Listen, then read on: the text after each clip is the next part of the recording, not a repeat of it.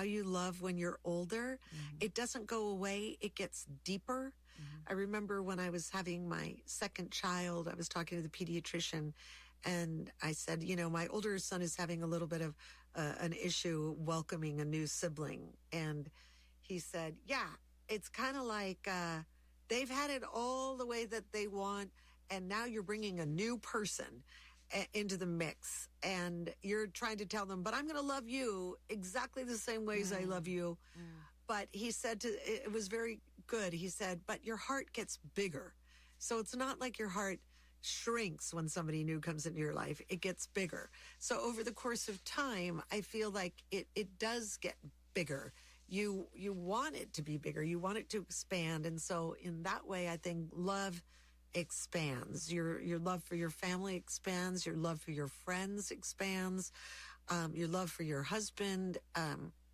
Everything just gets bigger and deeper. Also, someone asked you, because you've been married to Tom Hanks for a long time, so you get all kinds of questions about how do you stay married. And your answer, which I think is very funny, is that, well, you just don't get divorced. And you say that as a joke, but it's so much of it is just true. Just like, there's a lot to be... Just keep showing up. There's a lot to be said for the actual commitment that you've made when you marry somebody. Just don't stop. Yeah. But look, that does take two, Right. And it really is that. I do have to say there is that shared value. But look, when I really never thought that I was already, I would say older and, that when you're not married, I had not really I had not really fallen in love with anybody until Tom and I got together. So it was like a dream come true. I just couldn't believe that it was actually happening. Yeah, I thought it was like something that was a fantasy. I didn't know. So here we are. Last three in this round: 1, 2, or 3. 3. When has selfishness served you well? I feel like we're on a theme. Yes, that is. Well, okay. Selfishness. I always think of selfishness as it being a bad thing. Right. But, I grew up in a family where everything was really out there. It was really hard. Like, I didn't have a lock on my bedroom door. We had one phone in the house. And, if you were on the phone, everybody could hear you. And I learned recently something that blew me away, which was in the Greek language, there is no word for privacy. There is the word private. That's a private piece of property or a private room. There is not this concept of personal privacy. And I think it's because in these Greek small towns and small villages where most people grew up in the old country, everybody knew everybody's business. Right. And everyone's taking care of each other. And, exactly. Communal. Everybody's, and if you were smoking a cigarette behind the shed, somebody was going to tell your mom and, or your dad. Or if you were kissing a boy, at the bus stop, they were going to know. And so there was this, what it was related to was this concept of shame. Like you could not bring shame onto your family. And so everybody was always looking around. Like I remember my mom would say in her village, if somebody invited them over and she was at somebody's house and they said, would you like something to eat? She was instructed to say no, that she was fine because they were this widow with these 4 kids and they didn't want to feel as if they were needy. They had a lot of pride. And so they were instructed to say no so that it didn't look as if they were hungry. And that, I think my mom and dad carried that into to not be a bother, and also exactly right. And to keep it like, don't share anything that could be used against you. Right. Which is so strange to me now, especially when we live in a society where everything's out there. Right.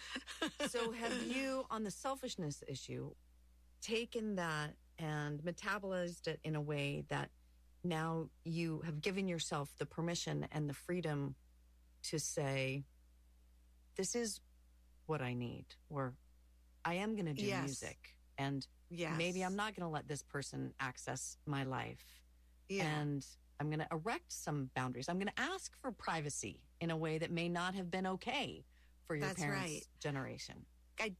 That selfishness did apply because for many years I just stopped.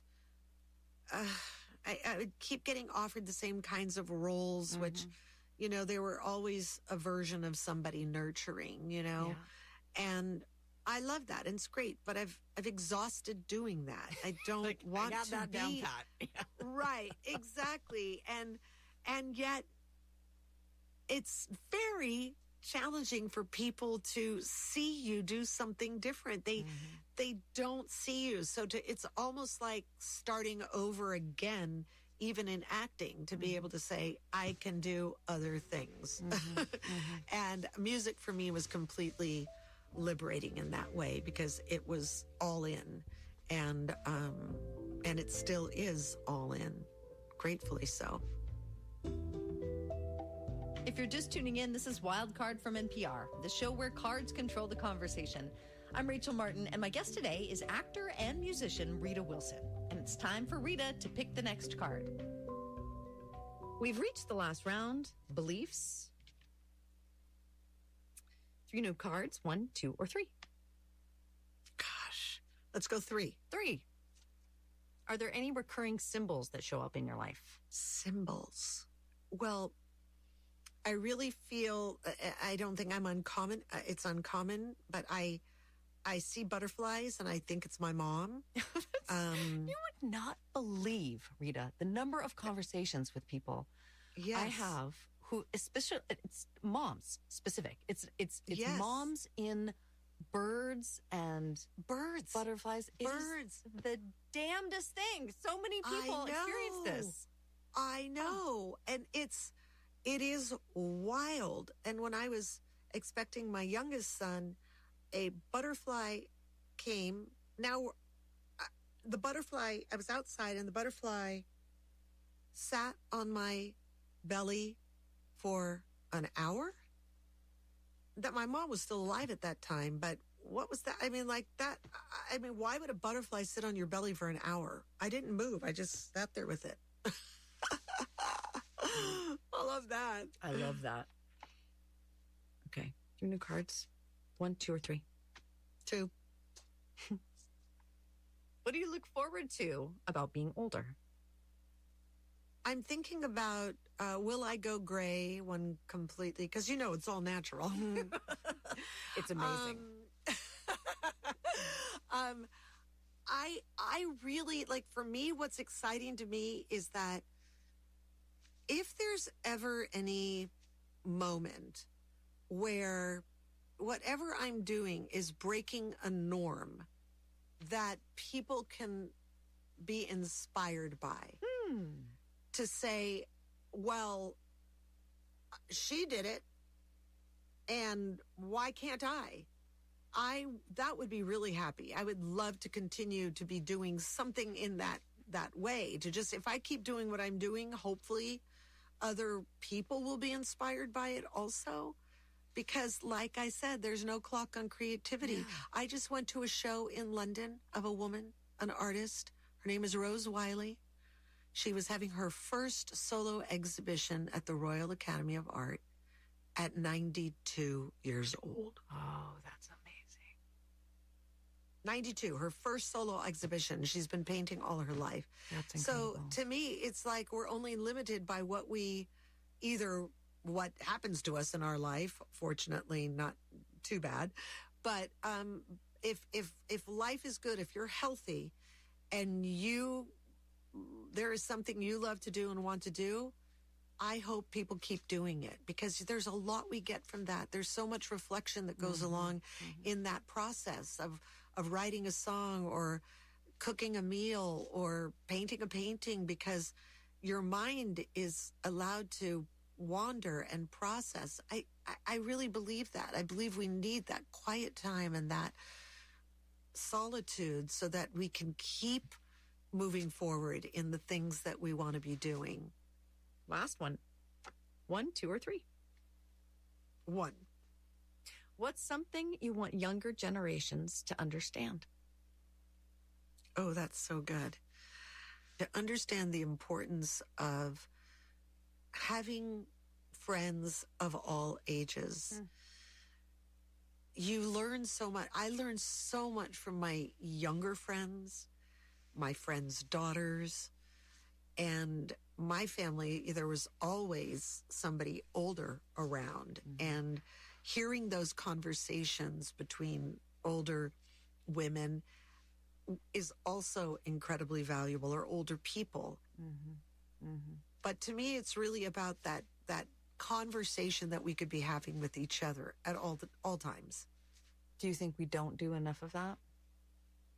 I think it's hard, you know? I mean, there's so many times you're just with people and they're looking on their phones, or you know, they're like, hold on a minute, or everybody finishes a meal, they pick up their phone instead of smoking a cigarette, like we used to do in the old days. Like the good old days.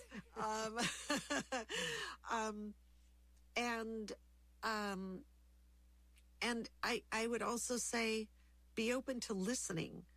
You know, conversation is one part of it, and listening is the other part of it. You know, what is it that somebody's really needing to tell you? And, you know, how do you take that in?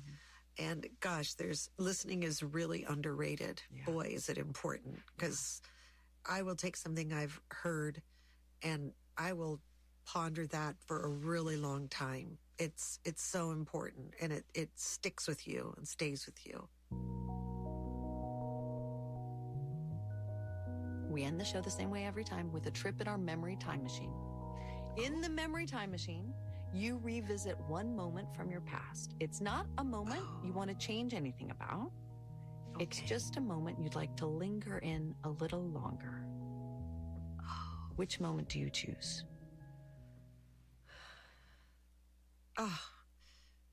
I probably have to say giving birth the first time. I mean, which part, Rita? A lot of it's very hard. Which part do you want to linger in? The moment that they put that beautiful baby on your chest, and you're meeting this soul for the first time, and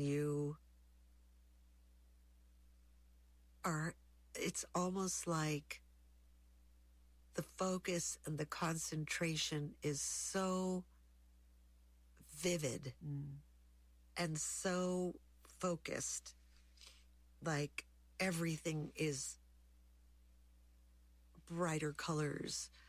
The smells are different. The sounds are different. The touch is different. All of your senses are engaged in the most perfect way, including everyone around you. You know, that joy, that tenderness, that love, that hope, the future, the power of what your body can do and what it has done. Oh, yeah, that's great. Rita Wilson, it has been such a pleasure. Rita's newest album is called Sound of a Woman. Thank you so much for doing this with me. Thank you, Rachel. And that's it for this week's Wild Card from NPR. I'm Rachel Martin. We'll shuffle the deck and be back next week. Same time, same place. You've been listening to the It's Been a Minute and Wild Card Radio Hour from NPR. Thanks for listening.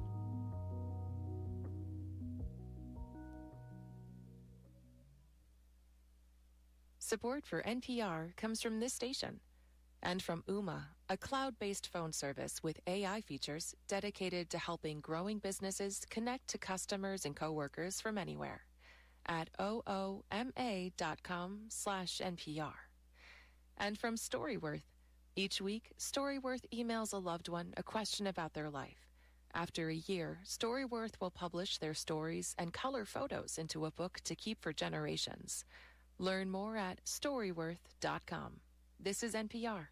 Support comes from Metro. World Cup planning includes transit improvements intended to serve Houston after the final match. Metro provides bus, rail, and paratransit service and continues mobility enhancements across the region. More at ridemetro.org/Metro Now. The U.S. government has a history of meddling in economics, but a recent shift has the government taking a bold new step, buying stock in private companies, and not because we're at war or in a financial crisis. Is this type of act of state ownership necessary for national security, or is it a slide toward corruption? Should the government as a shareholder be seen as a proactive, competitive strategy or a last resort? I'm John Donvan. That's this week on Open to Debate.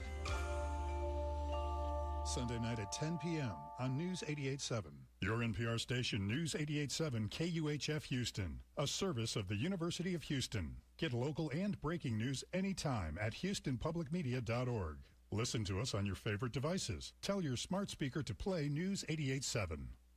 I'm Paul Ingalls, welcoming you into my Music Archive Showcase. Today, the emergence of John Prine, hour number 1. John Prine passed away April 7th, 2020 in a Nashville hospital from complications caused by that year's coronavirus pandemic. Now, I'd been working on a program celebrating John for about a year before he passed away. So bear in mind that all of the musicians and music writers we interviewed for this show and that you'll hear today were all interviewed before John's passing, which is why they are happily celebrating John's life in the present tense in this show. In 1970, months before John Prine recorded his stunning first album for Atlantic, he walked into Chicago radio station WFMT to be interviewed by the legendary radio man Studs Terkel. John played some of the songs that he would become best known for during the interview with Studs, and then afterwards, he asked if he could sit in one of the studios and do simple recordings of most of the songs he'd written up to that point. And we're going to start and end our show with the same song, captured 45 years apart. And during the first one from those 1970 radio recordings, you'll hear comments from some of our panel of 9 music writers and musicians who wanted to talk about their friend and or hero, John Prine. What I think so many people like about John Prine is it feels like he's one of us. John Prine is sitting at the kitchen table with us, drinking a glass of iced tea. Everybody's got their own recipe, you know, and he really brings a message of love and a message of social critique, but it's in between the lines, you know, and he does it in a very cool way that maybe the audience doesn't have quite the resistance to. We had an apartment in the city, and me and Loretta liked living there.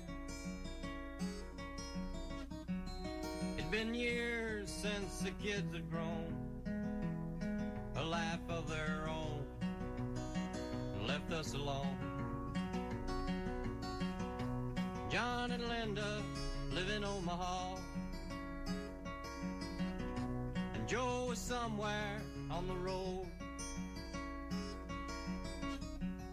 We lost Davy in the Korean War, and I still don't know what for. Don't matter anymore. You know that old trees just grow stronger, and old rivers grow wilder every day. Old people just grow lonesome, waiting for someone to say hello in there. Hello. I think John Prine's value has always been his ability to fillet the human condition. He's blending that poetry with songs, with melody, metaphor, and symbology, and imagery, and character usage, dialogue, and colloquial language, all mixed in with melody. Beautiful melodies and harmonies. There's a lot going on at once, and then it comes out like this simple little thing that you could hear in 3 minutes and understand. It's really miraculous. He loves his characters, and he captures them in such a short period of time in the most perfect detail, and they're always so emotionally engaging, but it's what he does with them and how he writes his choruses, and he's a complete unique artist in the way that and who he chooses to write about. Me and Loretta, we don't talk much more. She sits and stares through the back door screen, and all the news just repeats itself like some forgotten dream that we've both seen. Someday I'll go and call up Rudy. We work together at the factory. But what can I say if you ask what's new? Nothing, what's with you? Nothing much to do. You know that old trees just grow stronger, and old rivers grow wilder every day. Old people just grow lonesome, waiting for someone to say hello in there, hello. Like one of his heroes, Sam Phillips, used to espouse, it's perfect imperfection. It's the most human music being written. I just think that John Prine is one of the true great American artists, along with guys like Bob Dylan and Randy Newman and the important people that reflect back what our society is in truth and beauty. So if you're walking down the street sometime and spot some hollow ancient eyes, well, please don't just pass them by and stare as if you didn't care. Say hello in there, hello. I don't know what to say. I think it's I think it's going to be a classic just in hearing it. You have everything in it, don't you? A complete shutting out of old people and the feelings they undoubtedly have that you're able to evoke and experience is quite remarkable. Hello in there. What led you to write there's that? A lot of reasons. Yeah. When I was little, old people used to take to me real fast for some reason. And I used to take to them real fast. And I always spent a lot of time with my grandfather. He's a carpenter. Well, for a while there, I delivered papers in an old people's home. And it kind of reminded me of a tomb. You know? It was just very depressing. And it was a better, supposedly in one of the better, it was a private institution, I believe. One of the better homes. Yeah. And that depressed you. The idea of, you mean, of the segregation of old people, the putting them away. Yeah, they just sat around and, I imagine they had recreation for them, and some of them would, but most of them just seemed like they were kind of just waiting around to die. I very rarely write a tune before I write the lyrics to it. Usually they just both come at the same time, but I had this tune, and I was going to write a love song, and I sat down and I just wrote it. I had this song about old people. I don't know how very old people feel, but I think that somehow they would find that song theirs. I mean, the idea is that it's to be recognized. You're saying hello in there, you know? Mm-hmm. And it's that non-recognition. It's that being thrown away like a used orange rind, as Willie Loman said in Death of a Salesman. Or as the old grandmother battled. And you know Edward Albee's American Dream, the play? Right. Remember that? She refused to be taken away, but they took her away in that cart, and she fought it all the way, you know? Well, I watched that 3 times when they had that on.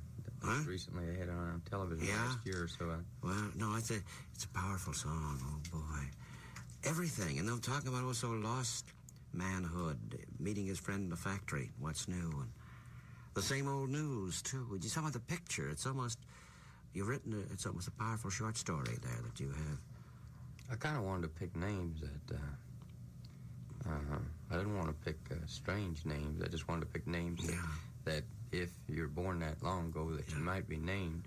You know, because names usually get popular for Fashions a while. and names change, But I didn't want to make the names too strange. Rudy's a dog, lives across the street. Rudy, yeah. I'd say they always call him in around 5 o'clock in the afternoon, and I was writing that, and I heard him calling for Rudy, and I figured, well, that's... My guess is John Prine, who's, as you can probably guess by now, one of the most imaginative and moving of American songwriters and singers today. And this is the emergence of John Prine. That was the legendary radio interviewer from Chicago, the late Studs Terkel, part of his interview with John Prine from 1970, which you can hear more of at Studs Terkel's archive online. On hearing those songs played for him for the first time, Studs really articulates so much of what we all felt when we first heard John Prine's music.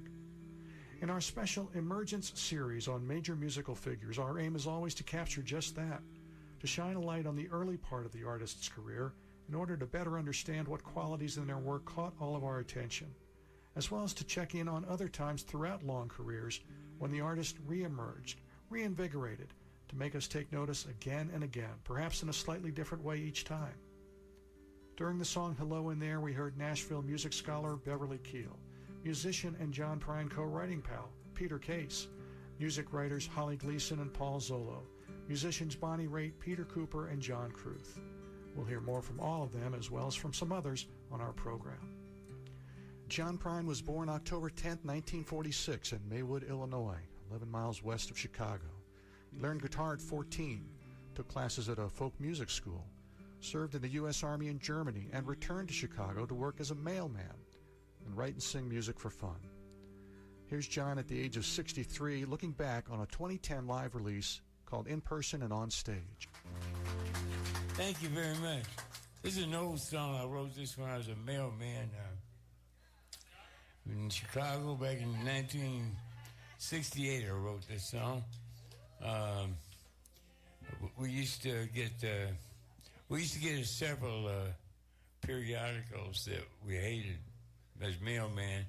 Well, one of them was Reader's Digest because it was so little.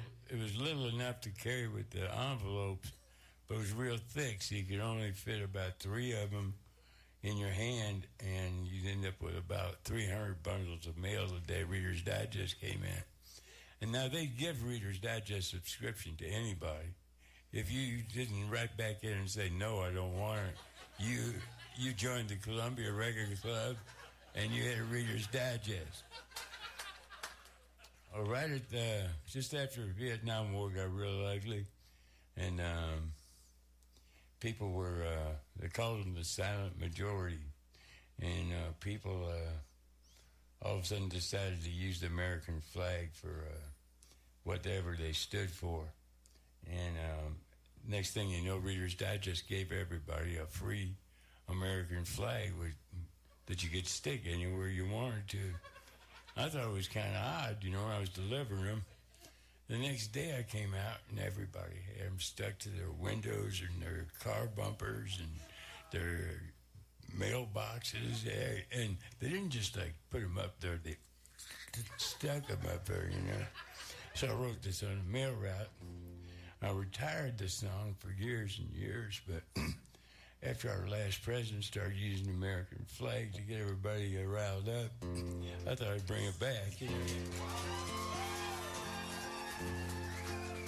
While digesting Reader's Digest in the back of the dirty bookstore, a plastic flag with gum on the back fell out on the floor. Well, I picked it up and I ran outside, slapped it on my window shield. And if I could see old Betsy Ross, I'd tell her how good I feel. But your flag cow won't get you into heaven anymore. They're already overcrowded from your dirty little war. Now Jesus don't like killing, no matter what the reason's for. And your flag cow won't get you into heaven anymore.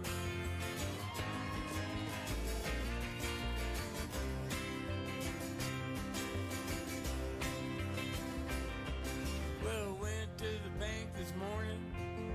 The cashier said to me, if you join the Christmas club, we'll give you 10 of them flags for free. Well, I didn't mess around a bit. I took him up on what he said, and I stuck them stickers all over my car and one on my wife's forehead. Right there. But your flag cow won't get you into heaven anymore. They're already overcrowded from your dirty little war. Now Jesus don't like killing, no matter what the reason's for. And your flag cow won't get you into heaven anymore. Hey, pick one out, Jason. I'm Peter Cooper, Senior Director, Producer, and Writer at the Country Music Hall of Fame and Museum in Nashville, Tennessee. John Prine writes songs that are incredibly funny and incredibly sad. Humor is not used to make things like a novelty song. Humor is used as kind of a pathway to understanding. Well, I got my window shield so filled with flags I couldn't see. So I ran the car upside a curb, right into a tree. By the time they got a doctor down, I was already dead. And I never understand why the man standing in the pearly gates said to me, of all people, but your flag cow won't get you into heaven anymore. We're already overcrowded from your dirty little war. Now Jesus don't like killing, no matter what the reason's for. And your flag cow won't get you into heaven anymore. There are songwriters who come at you and just want you to realize how gritty and edgy that they are. John Prine, his songs approach you with ease and charm. He's the Muhammad Ali of songwriting. You know, these songs float like a butterfly and sting like a bee. It is smile, smile, smile, tear. It's jab, jab, jab, right cross. Hi, I'm Paul Zollo, singer-songwriter and senior editor of American Songwriter magazine. He became a great entertainer in Chicago. It was just assumed, it was expected that you would be funny. It was an entertainment. There was no sense you play a song and then you spend 5 minutes tuning with your back to the audience. Steve Goodman was famous for being able to switch strings that he would break while telling jokes, and he was hilarious. But then they would do very serious songs. So there was always that great interplay of, funny stuff, comedy. Second City was right across the street, after all, from the Earl of Old Town. And they were friends with all those guys, Belushi and Bill Murray. But also very serious. That's what Chicago was all about. You'd be very serious, but you don't take yourself too seriously. And John Prine, of all of these guys, with the possible or potential exception of Randy Newman, the funniest of any of them. He's a hilarious man. He just has such a quirky, funny way of looking at life. That's a song I wrote when I was in the army in Germany. I was sitting on my bunk making up the words to this one night, and this buddy of mine from Louisiana walked in and sat on the bunk across from me and started listening to the words I was writing. I guess he thought they struck him kind of funny. So he slapped his leg and said, "Oh, heck." So I put that in the song, and I made him a songwriter too.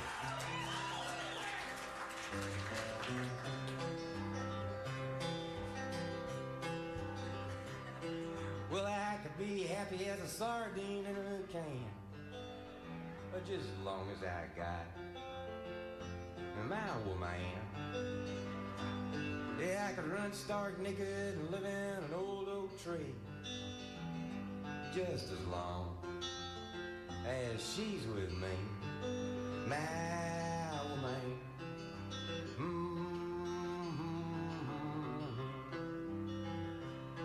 The cannibals could catch me and fry me in a pan, but just as long as I got my woman.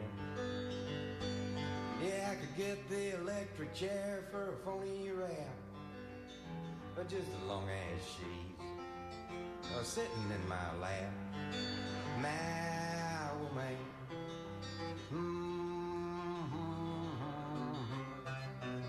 I'd run her mouth just to see her smile and put her loving arms around my neck. Oh, yeah. Oh, my spine starts tingling and them bells start ringing when she's with me. Can't you see? They could torture me and stretch me like a rubber band, but just as long as I got my woman. Yeah, I could jump off a cliff and never have no fear, just as long as she is near, my woman.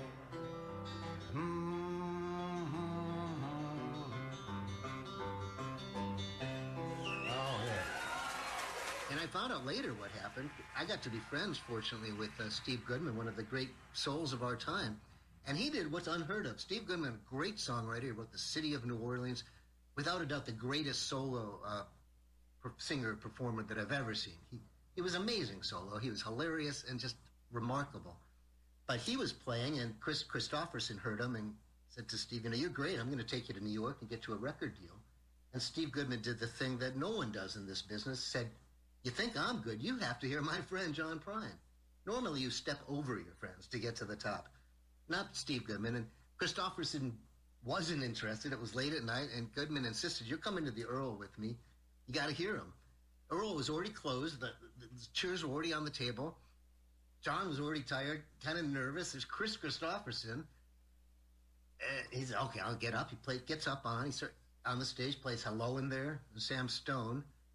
Christopherson woke up quickly, said to Goodman, oh my God, you're right. He was shocked. And he said to John Prine, play those again. I don't think he could believe that he could really hear it. And he knew what it was. So he brought both Goodman and Prine to New York and got them both record deals. But Prine got him his deal easier. It was with Atlantic, and with the great Arif Mardin produced that album and produced that debut album. I'm Mark Kemp, a music journalist and author of Dixie Lullaby, a story of music, race, and new beginnings in the New South. And that first album, there's not a bad track on that album. Look, Illegal Smile, Spanish Pipe Dream, Hello in There, Sam Stone, Paradise, a protest song, pretty good. Your Flag Detail, I won't get you into heaven anymore. Far, Far From Me, Angel from Montgomery, Quiet Man, Donald and Lydia, oh my God. This is 6 O'Clock News and Flashback Blues. Can you name a bad track? There's not one there. It's the perfect album. Hi, my name is Holly Gleason. I'm the editor of Woman Walk the Line, How the Women of Country Music Changed Our Lives. And then there's Sam Stone, John being, a post-war vet who'd been in Germany, right? He didn't fall into the traps of PTSD, which it wasn't called then. And here's a man who had so much to live for, who can't get past the demons that he'd encountered, that he gets hooked on drugs to escape. Sam Stone was alone when he popped his last balloon. And you see how alienating trauma is. And you look at, I was old enough to almost kind of remember Vietnam, and all the furor about the vets coming home and being spat upon when they'd done nothing wrong. And suddenly you saw how painful that was, and the reality of what we weren't seeing and what it was doing. And suddenly, no matter how you felt about those guys, you wanted to hug them.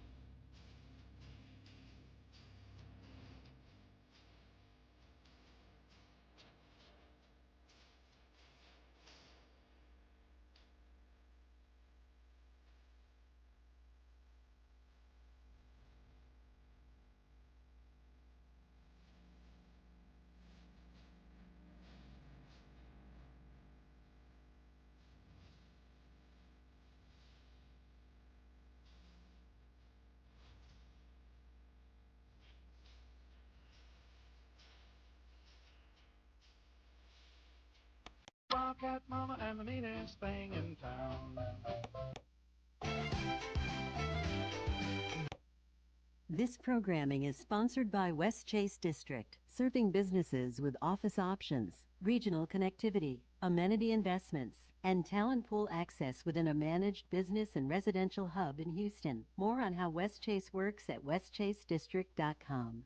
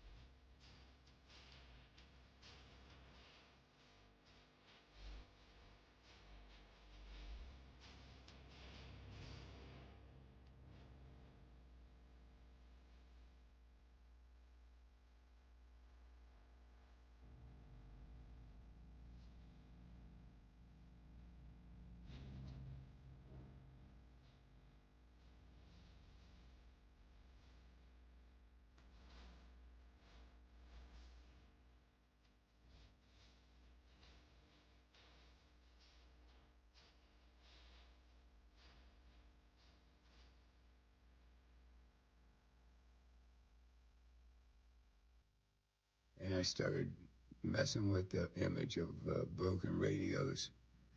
And I always liked, in Angel from Montgomery, I'd use the word rodeo. Rodeo and radio is a great word. If you look into it, it's in loads of songs, because it's just a great sounding word, yeah.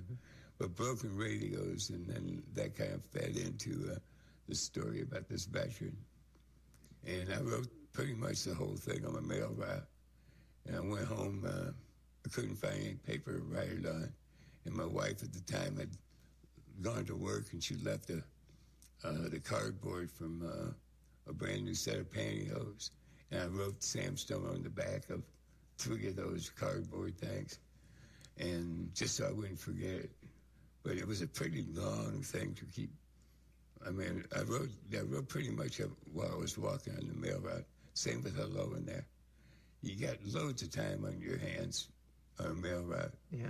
You know you're on the right street, and you've been there just yesterday putting the mail in there. So you're free to kind of daydream all day. That's an early 2019 interview with John Prine by CBS reporter John Dickerson. Their whole 90-minute visit is delightful and findable on YouTube. We'll hear from John's longtime friend Bonnie Raitt when the emergence of John Prine continues right after this short break.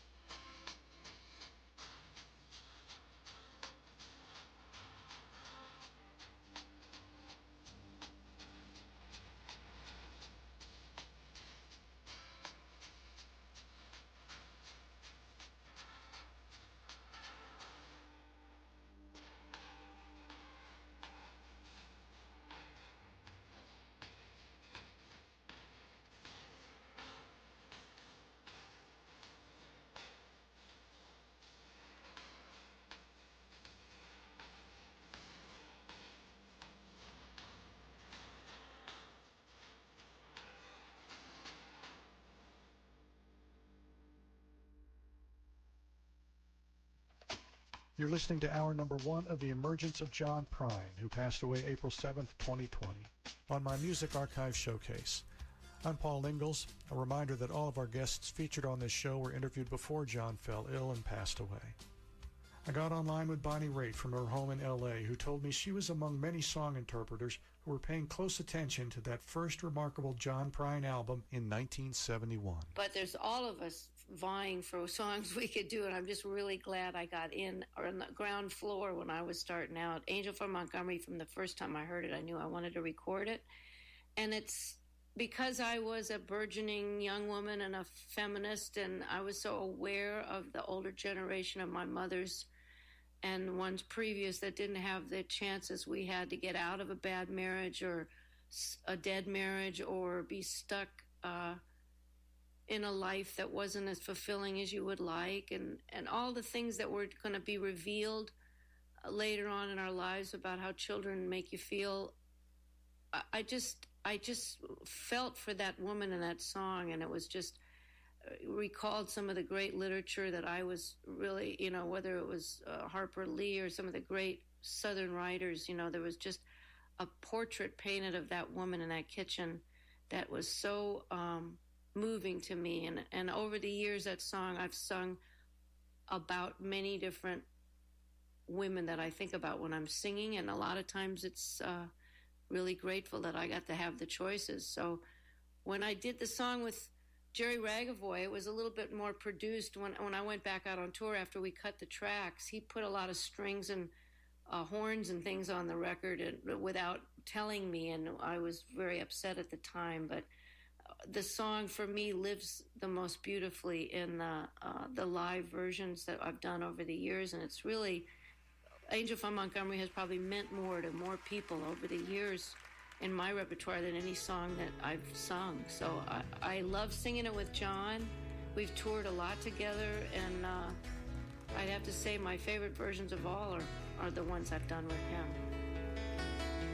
I am an old woman named after my mother.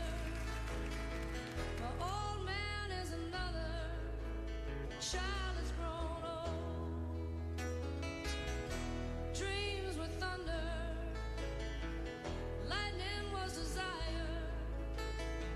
This old house would have burnt down a long time ago. Make me an angel that flies from Montgomery. Make me a poster of an old rodeo. Just give me one thing that I can hold on to believe in this living is just a hard way to go.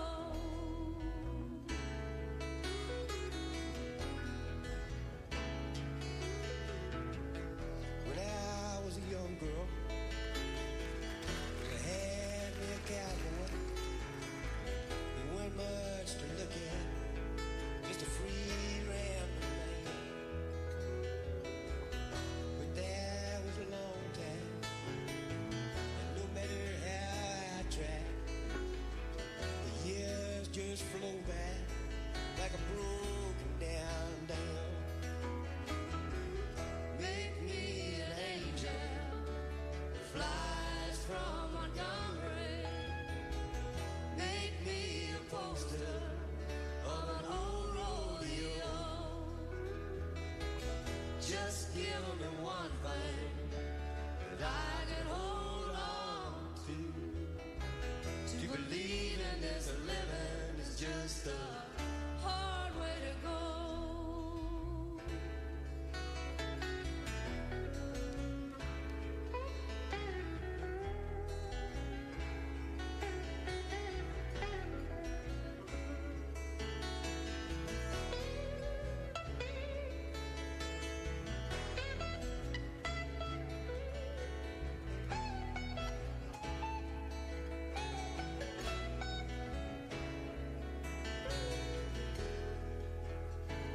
There's flies in the kitchen. I can hear them, they're buzzing. And I ain't done nothing since I woke up today. How the hell can a person go to work in the morning, come home in the evening, and have nothing to say? Make me an angel that flies from Montgomery. Make me a poster of an old rodeo.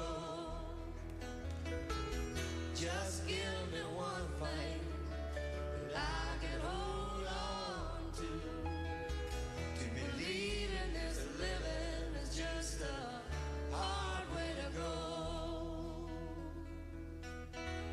To believe in this living is just a hard way to go.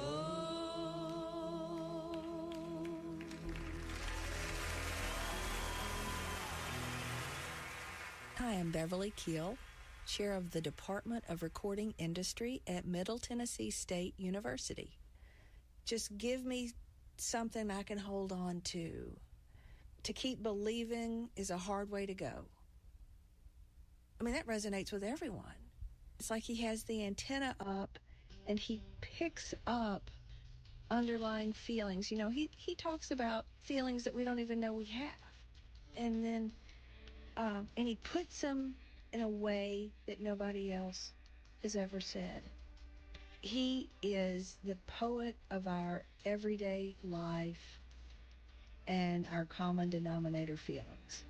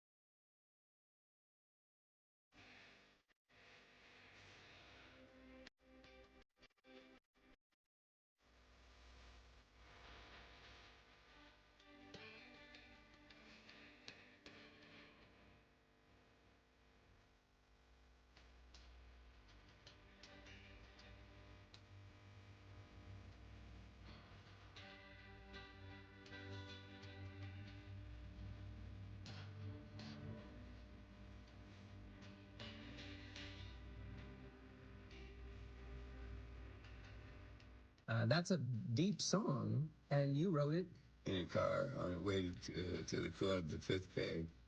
I thought I'd played there 3 Thursdays in a row for 50 cents a person. I thought the same 12 people were going to be there. And I figured they're probably expecting me to come up with another song. And when I got to the club, I realized I had the melody in my head. But to me, the melody sounded like jazz. It sounded like I had about 14 guitar chords, and like a Beatles song or something. And I went in the men's room and put my guitar around my neck and stood in front of the mirror. And I played the song, and it was like 3 chords, the same 3 chords I played in Paradise or something, yeah. I just went up and sang the song for the first time. And it was a pretty one, stuck all these years.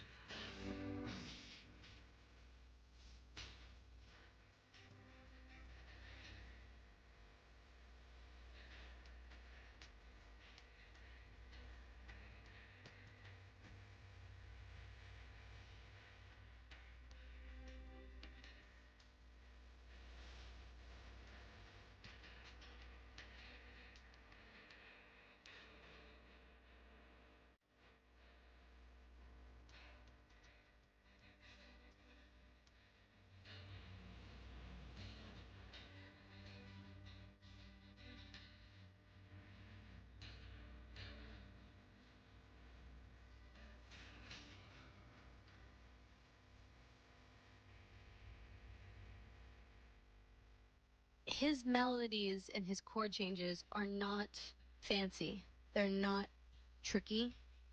They are not trying to surprise you. They are supporting the vocal, and they're kind of guiding this stream along.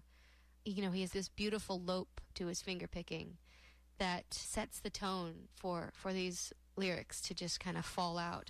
Musician Sarah Watkins of Nickel Creek and the trio I'm With Her, as we heard the well-loved song Souvenirs from John Prine's second album called Diamonds in the Rough from 1972.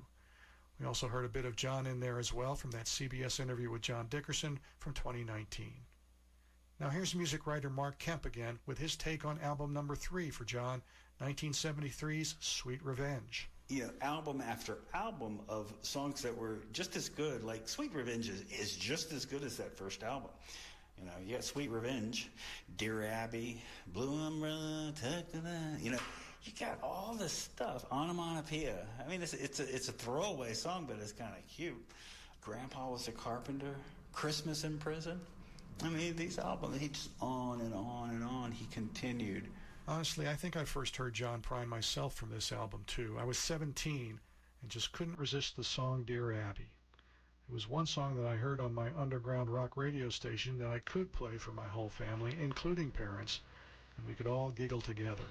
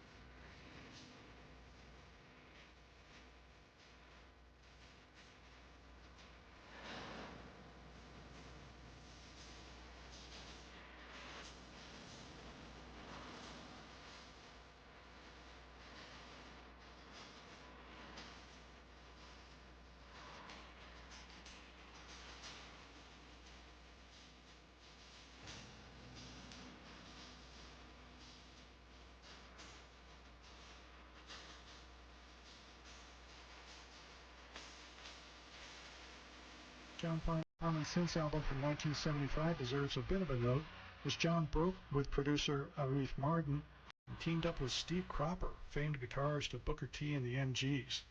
And this disc rocked a bit, including the song Saddle in the Rain.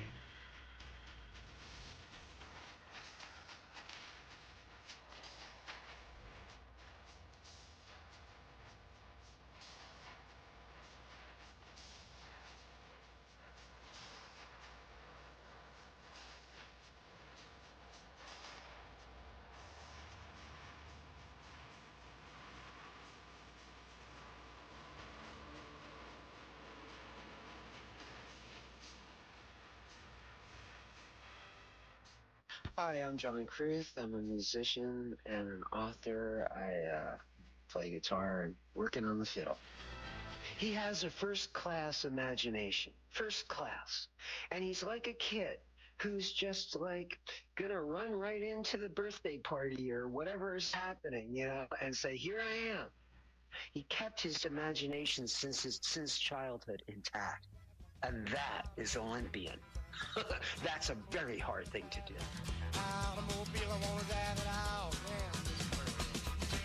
You can't forget, man, he could rock. You listen to Pink Cadillac. I love that record. And the record company hated it.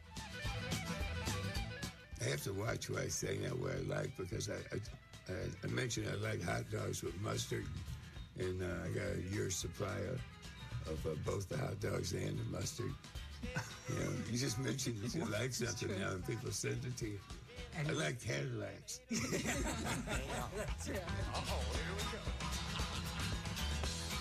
John may have been rocking on this one, but he wasn't writing much on that Pink Cadillac album. He only wrote half the tunes. Critics didn't think much of it. It pointed to an occasional challenge that John faced as his career continued, according to Paul Zollo of American Songwriter magazine. Because he can't just write any songs. He has to write John Prine songs. That's a very high level. Hey, Randy Newman once joked, you know, if you really want to be happy in this business, lower your standards. Of course, he's never done that, Randy.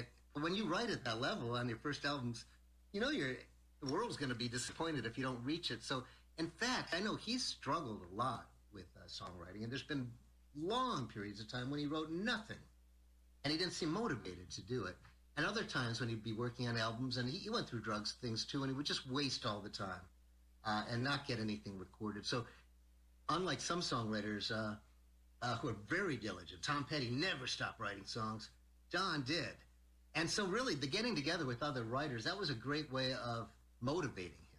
Well, this is a good example, The Missing Years, that it was his first album in a long time. Came out in 91. Previous album, German Afternoons, was in 86. So that's a long way. They knew he needed another album out.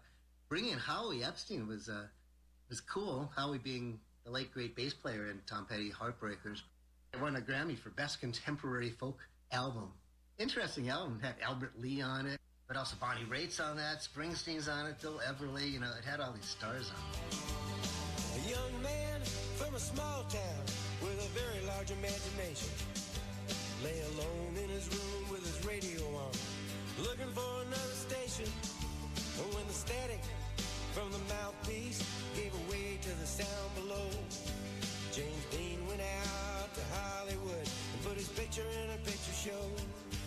James Dean went out to Hollywood and put his picture in a picture show. And it's, oh, Daddy, get off of your knees. Mama, why'd you have to go? Your darling Jim is out on a limb. I put my picture in a picture show. Oh, oh, the picture in a picture show. Hamburgers, cheeseburgers, Wilbur and Orville Wright, John Garfield in the afternoon, Montgomery Clift at night. And when the static hit the mouthpiece, it gave way to the sound below. James Dean went out to Hollywood and put his picture in a picture show. And it's, oh, Daddy, get off of your knees. Mama, why'd you have to go? Your darling Jim is out on a limb. Put my picture in a picture show. Whoa, whoa, my picture in a picture show. Once again, it's the 90s. I've been writing about hip-hop, and The Missing Years came out, and I was like, well, here's a John Prine record. I hadn't thought about John Prine in a long time. And it's the best thing I'd heard by John Prine in years. The title itself, yeah. He collaborates with Tom Petty on it. It was a brilliant album. A mocha man in a wigwam, sitting on a reservation with a big black hole in the belly of his soul, waiting on an explanation. While the white man sits on a fat can and takes pictures of the Navajo. Every time he clicks his Kodak picks, he steals a little bit of soul. Every time he clicks his Kodak picks, he steals a little bit of soul. And it's, oh, Daddy, get off of your knees. Mama, why'd you have to go? Your darling Jim is out on it. I put my picture in a picture show.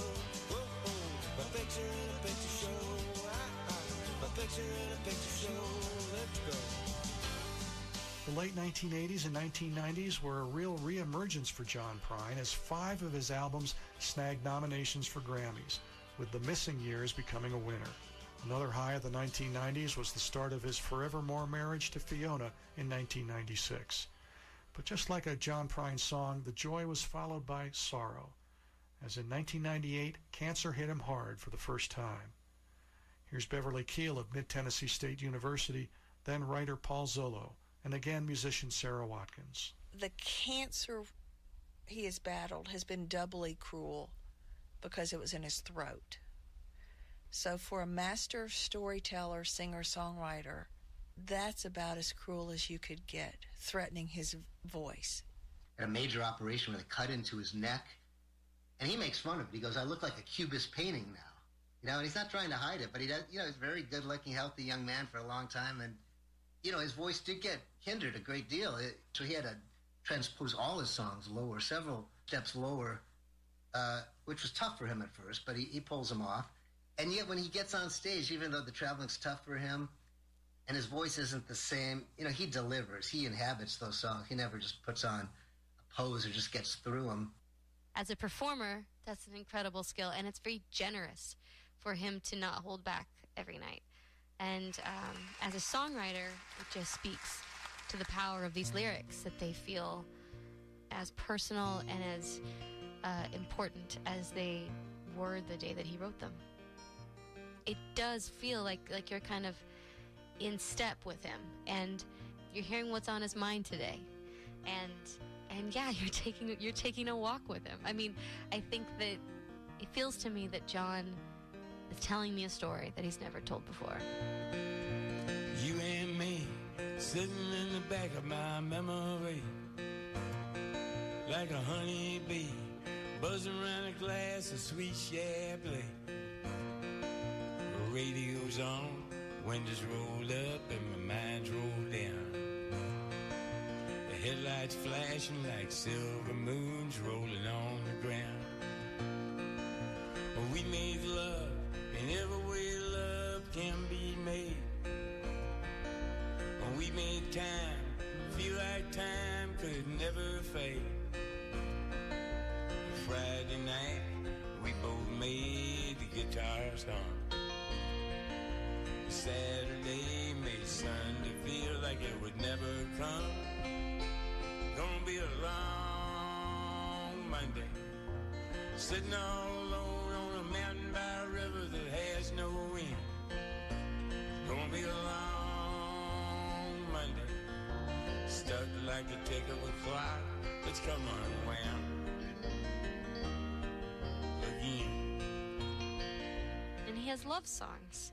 There are some people who write political songs, there are some people who write love songs, and others who have a hard time with anything personal, so they might, write stories. I feel like John does all of that in a way that feels very specific to him, very personal, never sounds like he's trying to be someone else than he is.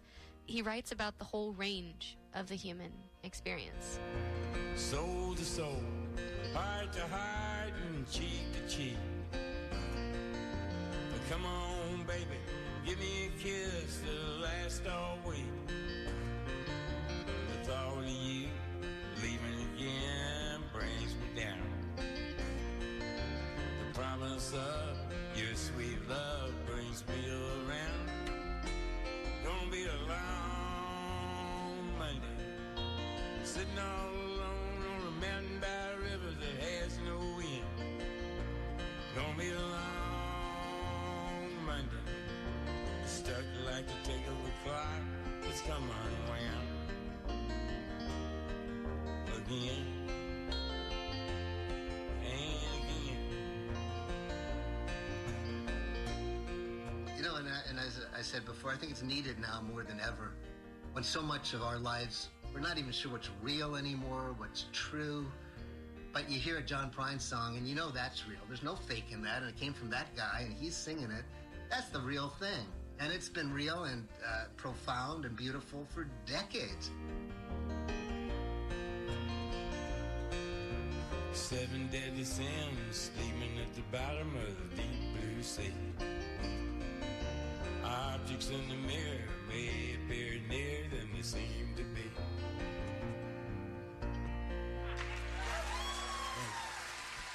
The song Long Monday from John Prine's 2005 Fair and Square album, at the time his first new original song collection in 10 years, and another Grammy winner. What we heard there was from a 2010 live record called In Person and On Stage. 3 years later, 2013, John was facing down cancer again. doctors cutting out a part of his lung to catch a tumor. But this cat bounced back again, back on tour within 6 months of that surgery. And then finally in 2018, after a 13-year wait, John Prine fans got another album of brand new songs called The Tree of Forgiveness, for which Prine won yet another Grammy in 2019 and a Lifetime Achievement Award from the Grammy folks in 2020. It was classic John Prine, some goofball songs with poignant moments, some tear-stirring tunes, and still a couple of chuckles to consider.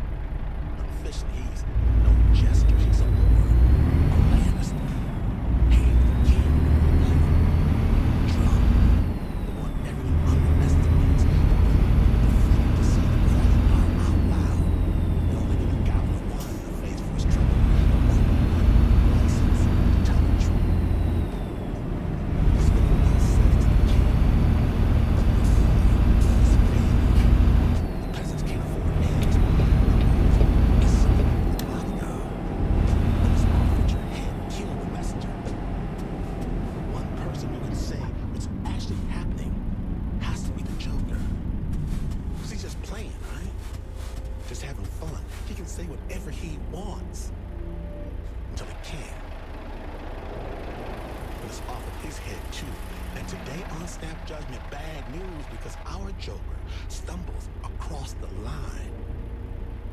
And he does it without saying one word.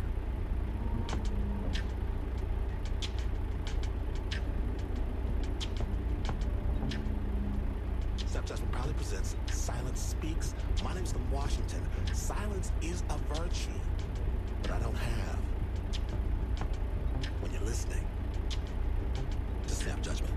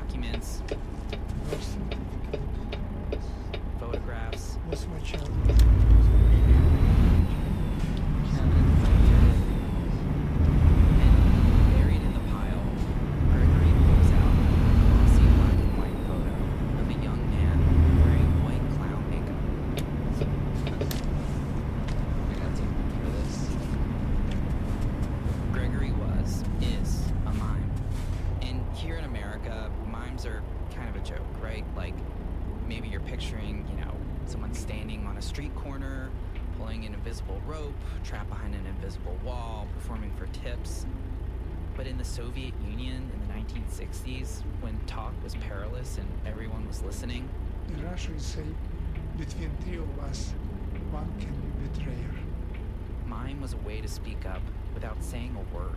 So mimes criticized government by using silent performance. So it was the only form of criticism which was permitted because it was no proof that they did it. Because they were silent. So your first performance, how big was the crowd? So it was about 20, 60 people attached to the wall. Can wash themselves. Gregory gave his first mime performance somewhere around 1962 when he was in his early 20s. Patients at a hospital. And how did they react to your performance? It was fantastic. Audience received so well, just gave me energy to continue. Gregory had rehearsed obsessively in his mother's apartment by the Neva River. He had about 20 minutes worth of material. How to pick up flower, how to go against the wind movement. When I performed in the hospital, that was really imitation of Marcel Marceau. Pure imitation. The year before, Gregory had gone to see Marcel Marceau, the famous French mime. Did you know that it would be a totally silent performance? I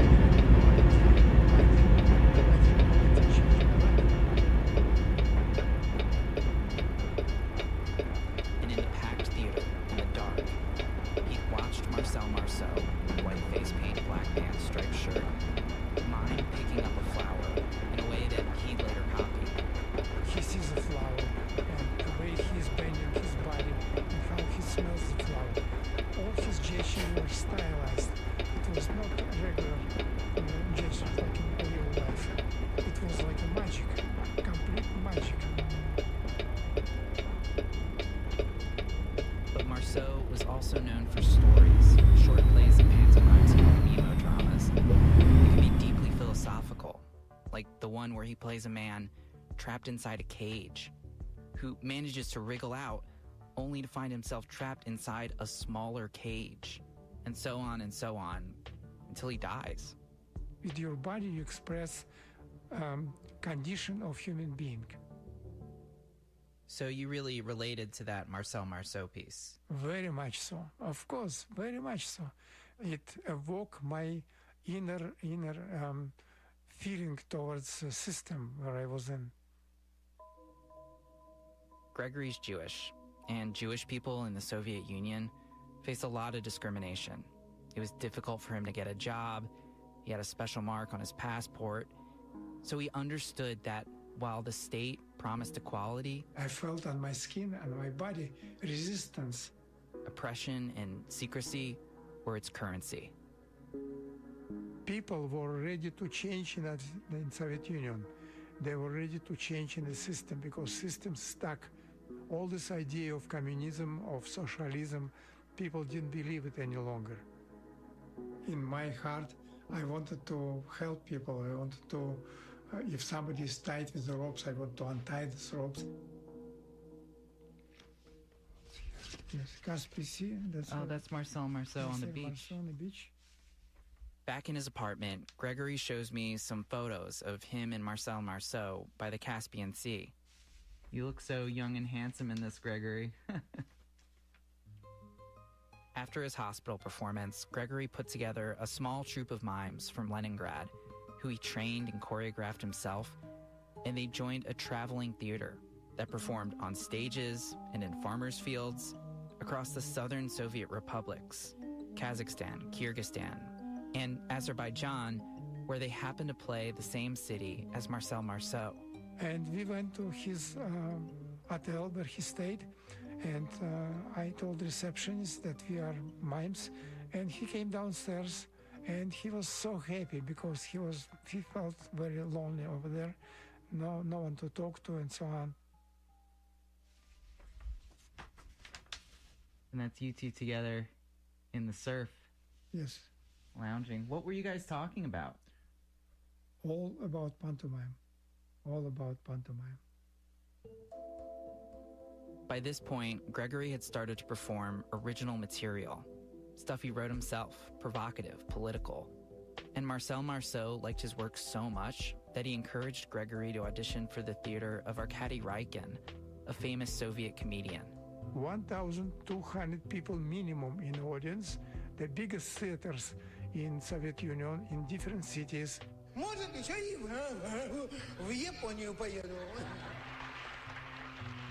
Raikin was known for his imitations of bumbling bureaucrats and other Soviet characters. He was subversive but entertaining, subtle but pointed, and he wanted to add a mime troupe to his show that also pushed buttons, slyly.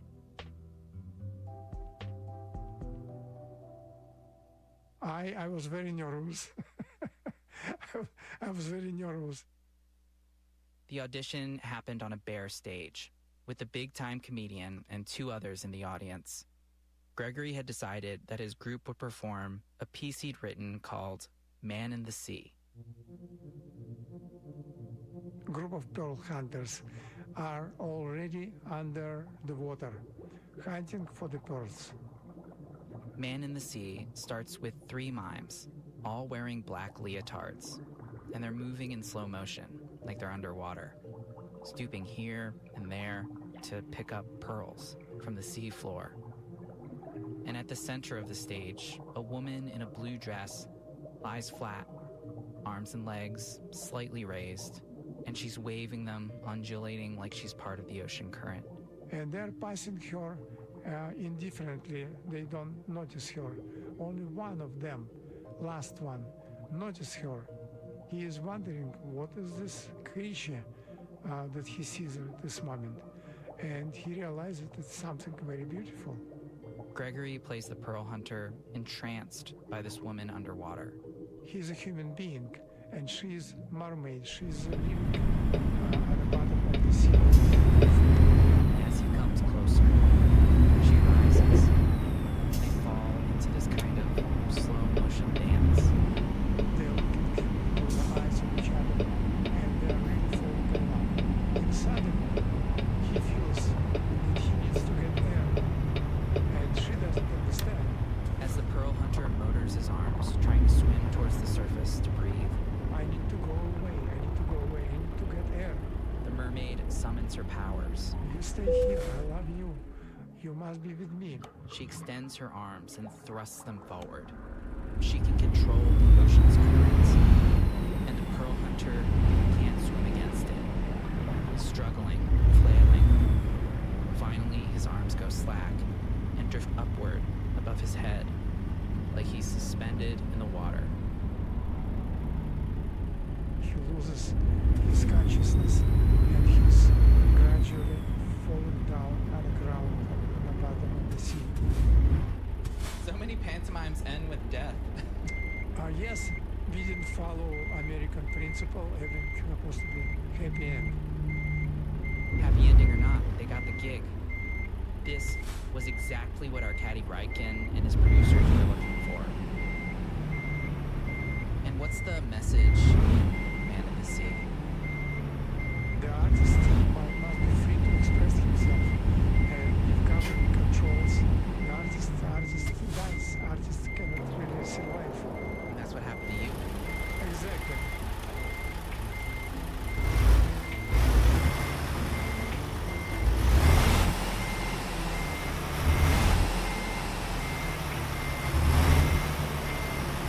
Sam returns. Gregory faces the sheet. Extension.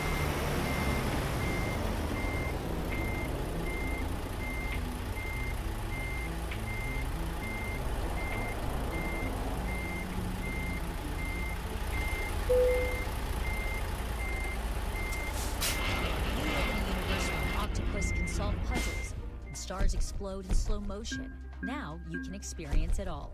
HPM Plus brings you the best of PBS science and nature, ready to stream whenever curiosity sets in. Stream live channels like TV8, Create, Kids, and NHK World. Members can access even more inspiration with PBS Passport. Search HPM Plus on your smart and connected TVs and start exploring. I'm Anita Rao, embodying WUNC's weekly radio show and podcast about sex, relationships, and health. Join me to meet people who aren't afraid to question what we think we know about intimacy, or embracing the unique ways their body shape their lived experience, and who have some fascinating stories to share about their relationships. We'll take on the taboo together. Next time on Evolve. Sundays at 8 p.m. on News 88.7. I'm Christopher Campbell from Next Week Radio. This week, secrets, betrayal, and revenge. The story of a frozen vegetable empire. It's amazing how far vegetables took my family, from the dirt to the corporate boardroom and to Grace Kelly's wedding. How a farming dynasty went from fame and fortune to family drama. That's coming up this week on Milk Street Radio from PRX. Milk Street, Sundays at 1 p.m. on News 88.7. Snap Judgment is supported by Storyworth. Each week, Storyworth emails a loved one a question about their life. After a year, Storyworth would publish their stories and color photos into a book to keep for generations. Learn more at Storyworth.com.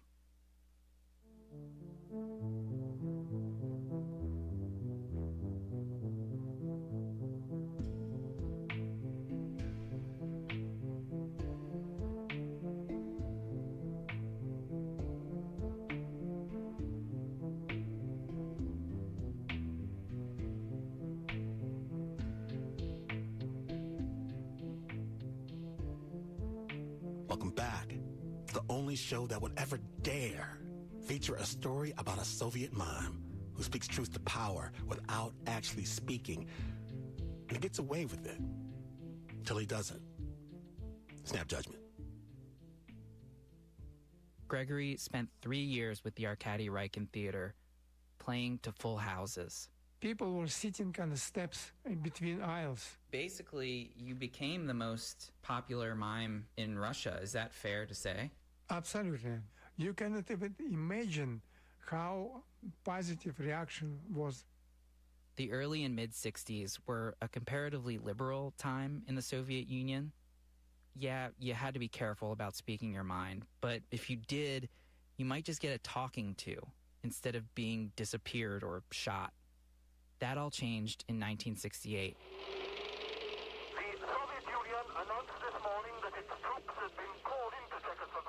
When Red Army tanks rolled into Soviet Czechoslovakia to crush protests there, but also to send a message everywhere. It was very serious. If you joke or if you laugh on principles of communism, you go to prison or you will be destroyed. At around the same time, Gregory and his troupe were gearing up to take their next leap to television. We were invited to a television studio in Moscow to perform pantomime, okay? And I selected Man and Machine pantomime. Why that piece? Because that's the most political. That seems like the piece that you would be most likely to get in trouble for. I think it's the strongest piece in my performance. I just wanted to present the strongest piece of my company, that's it. Man and Machine starts with a mime walking towards the front of the stage. Person is going free. He's swinging his limbs, not a care in the world, about to walk into the audience. So he can go to see sun, to see beach, to see forest. And suddenly, when he came close to the end of the stage, he touches the wall. An invisible wall, a barrier, a force field. And he's frustrated, he doesn't know what to do. He's turning his body around, he's trying to find exit. Then the wall moves. Wall pushes him back. Pushes him back. And he tries to resist. Back. It's impossible. Back. To the back of the stage, where the machine is waiting for him. 2 mimes in leotards, with the arms bent in the elbow. Their legs are spread out, so they stay firmly like policemen. Their expression on the face is complete anger, mouth is anger, brows up, eyes are in anger. Gregory played one of these 2 mimes representing an inhuman machine. They wrap their arms around the free man and then spin around him. And he's fighting, but he cannot do anything, absolutely. And finally, he gave up. He falls to the ground. And then the 2 machine men grab him, pull him up. Taking the same physical position like they are. The free man has become part of the machine. Now 3 of them face the audience, spreading legs like policemen with angry faces. And another man is coming on the stage. Another free guy, swinging his arms, clueless as to what's about to happen to him. He touches the wall. The wall pushes him back. And again, the machine arms, the arms of these 3 mimes, wrap around him. And this machine is waiting for him to die. And he's twisting and turning around on the ground. And suddenly, universe gave him energy. And he starts to move.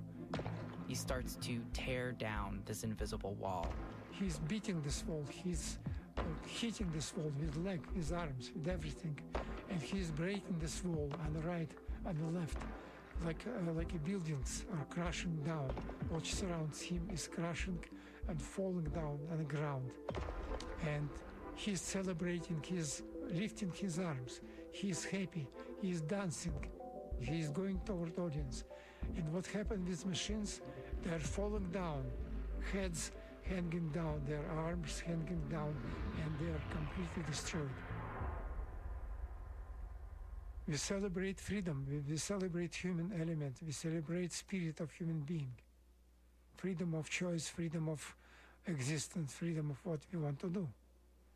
That's what this piece means. The allegory of a monstrous, unfeeling machine was unmistakable, obvious even. If Gregory had wanted to test the limits of Soviet repression, he couldn't have made a better choice. Microphones and cameras and everything, they surround us. We are ready to perform. And on that Moscow soundstage, they had just started their performance, had barely gotten into it. Suddenly, telephone calls from administration of television studio. What are you doing? Are you crazy? Do you know what this piece is about?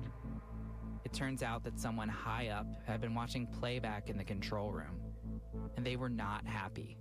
We completely prohibit this piece to go on air. Stop that immediately. And that's it. That's it. How many people would have seen it? All country. All country, all the Soviet Union, everywhere. Everywhere, any point of Soviet Union. Gregory was banned from TV, banned from performing and teaching mime. Loss. Big deal, big loss. Government prohibited me to express myself. He went back home to Leningrad, where for the next few years, he struggled to make a living. He says he was so poor at one point, he could only afford bread and tea. Did you feel like you were drowning? Absolutely. I had no purpose of my life. But why do you think that, you were never thrown in the back of a van? I could be. Very easy. It was just luck. Absolute luck. You pay price for your decisions. You pay price everywhere. Sometimes you disappear completely from the world, so people forget you completely, and government will be proud that they reached their goal to destroy people who are against the government. Gregory knew that if he ever wanted to make art again, he'd have to leave the Soviet Union. But before he did, he decided to stage a break-in. He asked 4 mimes, former students of his, to meet him at midnight, wearing black. Tights and letters, black color. Outside the Leningrad Palace of Culture, an industrial behemoth with soaring windows, where he'd first seen Marcel Marceau and later performed himself. It was a place he was no longer allowed to set foot in. Can you imagine 12 o'clock at night time when I was not permitted to go there daytime even? And storage person, he knew me and he respects what I did because he's seen my pantomimes on the big stage and he let me in. And quickly, with just one light in a small classroom studio, while one of his friends filmed with a rented 8mm camera, they performed 4 of Gregory's pieces. They did The Acrobats. 2 acrobats are coming on the stage. Funny Walk. Slapstick Ensues. It's a comedy pantomime. They did Black Square. It's a symbol of society. An abstract piece where the mimes move in lockstep to a piece of music that speeds up increasingly. So much that they finally break out. They collapse. Completely break out. And I was predicting speed of society of today. They did Jungle, where a woman cuts her way through the jungle and wrestles a snake. They did Man in the Sea.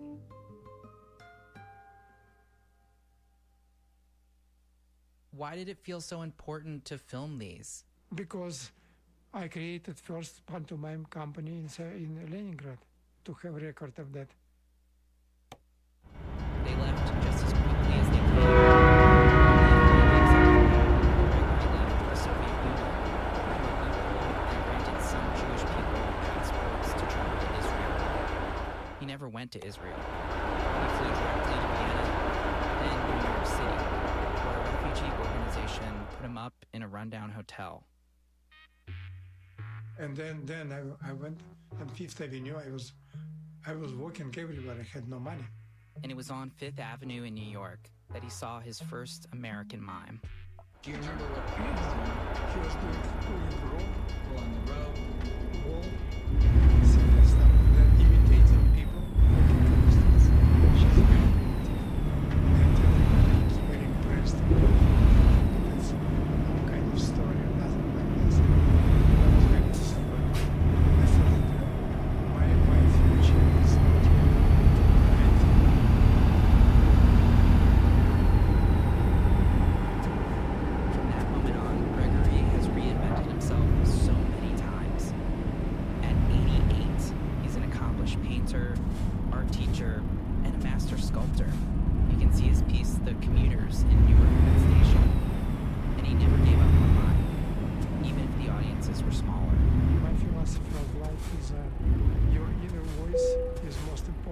anything else. And you have to give to society as much as you can give. You give yourself to society. You're part of that. You're giving. Your giving is a foundation of your existence. And what do you give? Whatever I can, my artwork.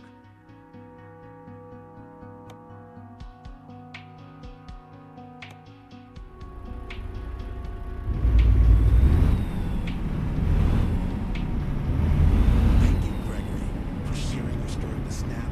If you want to see pictures of Gregory at work and videos of his pantomimes, check out our show notes and follow Snap Judgment on social media. Special thanks, Professor Stephen Bittner from Sonoma State.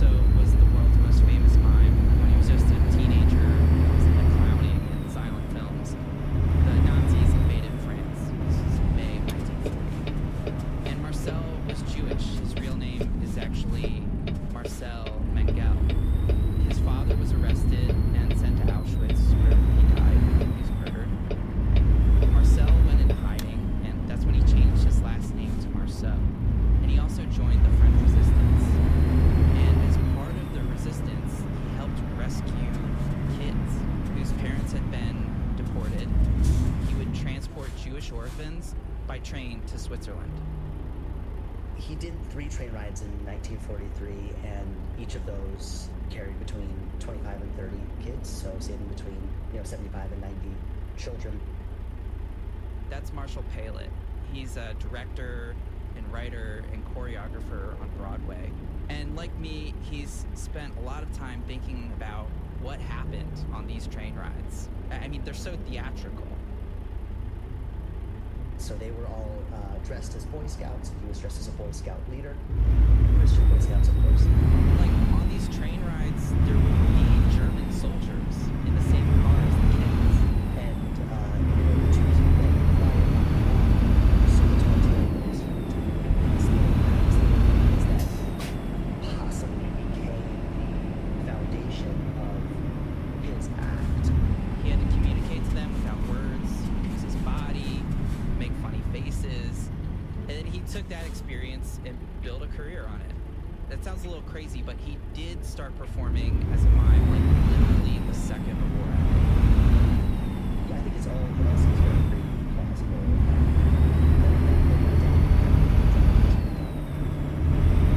So as I was finishing up Gregory's story and learning all this stuff about Marcel Marceau, I learned that Marshall had co-written and directed a play called Marcel on the Train, starring Ethan Slater from Wicked, that was running on Broadway. And the play dramatizes these train rides. It fills in what we don't know with imagination, and then bits that Marcel would later perform on stage. What sort of bits does he do in this way to keep the children calm? What did you imagine? We do a lot of shadow play. There's one moment where we have him using shadows from like a kind of a Jeep that's outside the train car, a Nazi car that's shining light in through the window, and then he uses that light amidst the darkness to create these shadow puppets to calm the kids down. The kids are hyperventilating. One of the biggest ones we used was an act called the Mask Maker. You kind of move your hand in front of your face and it changes the shape of your face like you're putting on different masks. Like you're angry, move your hand, you're angry. brows are up, corner of your mouth's turned down, and then you like put your hand back and it's a smile. That kind of thing. Yeah, that's one of the first bits that we had him do, and it ends up being as the show goes on. The mask maker is one of his So Marshall is describing here an actual piece that Marcel would perform.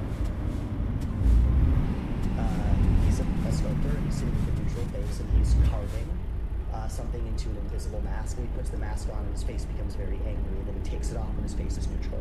And then he grabs from his modern collection another mask, and he puts it on, his face is very silly, and then he takes it off, and his face is neutral. He's trying to put the mask on, and not only is his face changing, but his whole body is changing, his whole form is changing. Eventually, he gets to this place where he has just a classic sad mask, a classic happy mask, and so around the whole he's decided he's going to pick. Finally, he picks the happy mask, and he starts kind of peacocking over his image. So his face is happy, just like it's a Nazi's happiness. And he's like so happy to be happy. And then he goes to take the mask off because it's stuck. So he's trying, he's more desperate, and more desperate. His face never changes, but you see his body language go from exuberance to panic to despair to depression.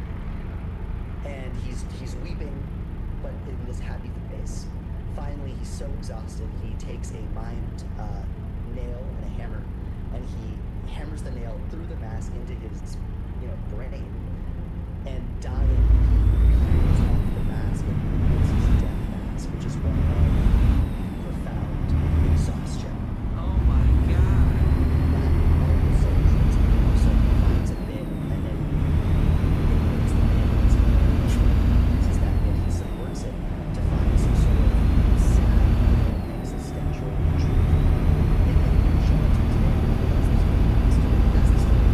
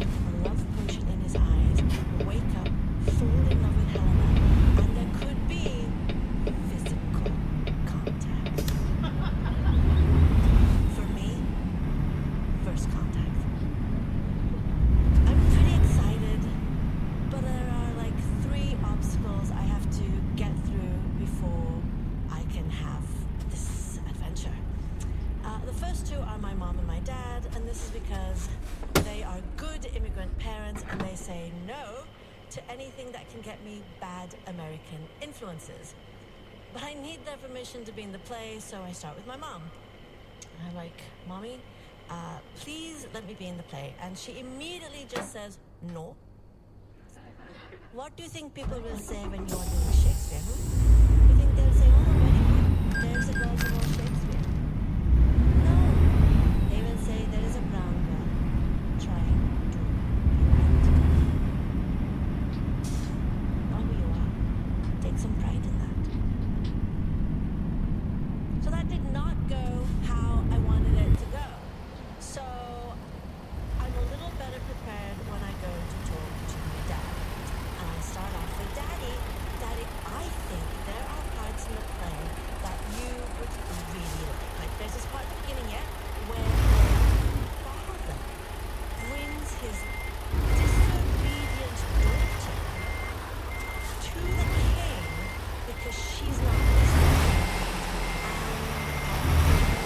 Just let me do what the king says to the disobedient daughter. To you, your father should be as a god. One that composed your beauties, and one to whom you are but a form of wax. I had to say yes because I got angry. He looks at me. You are a very bad ball of wax. But I get to be in the play. So, but I haven't gotten through obstacle number 3. It's the hardest one. It's me. The thing is,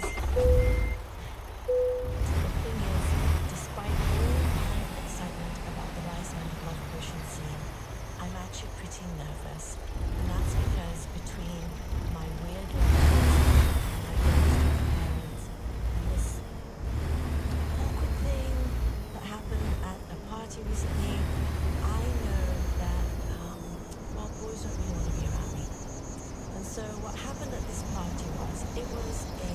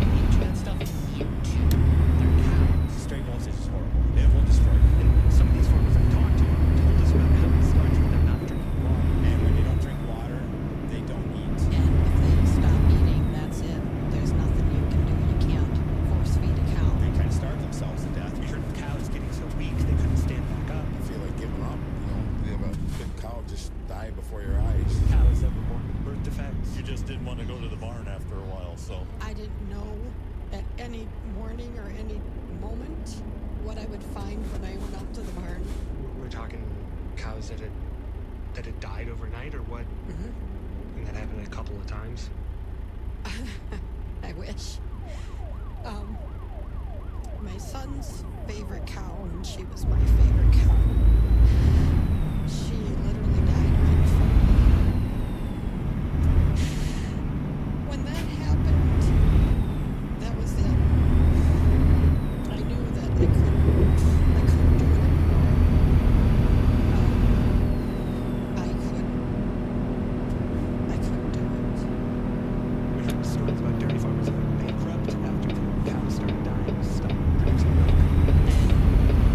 We also heard how none of this is really happening. It's time for the break.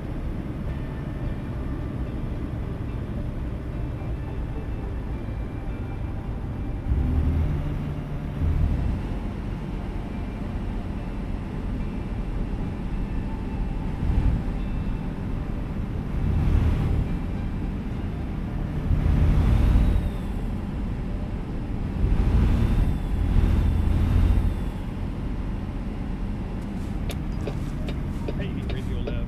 Michael Milwaukee. Leadership support for Radio Lab science programming is provided by the Science Foundation and the John Foundation. Foundational support for Radio Lab provided by the Alfred E. Sloan Foundation.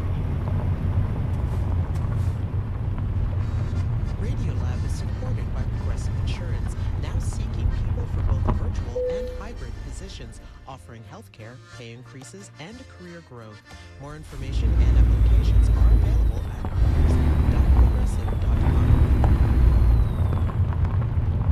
Next time on the New York Radio Hour, UFC president and a close friend of Donald Trump's, Dana White. People can ask me about Donald Trump for the rest of my life, and I'll tell you all the great things that I love about this guy. What I'll be happy to be out of is politics. I don't want to talk about politics, whether they're his, Obama's, this guy, that guy, none of them. That's the UFC's Dana White. Next time on the New York Radio Hour. Sunday morning at 9, followed by Wait, Wait, Don't Tell Me at 10 on News 88.7. I'm Jesse Thorne. Once insightful conversation. As long as you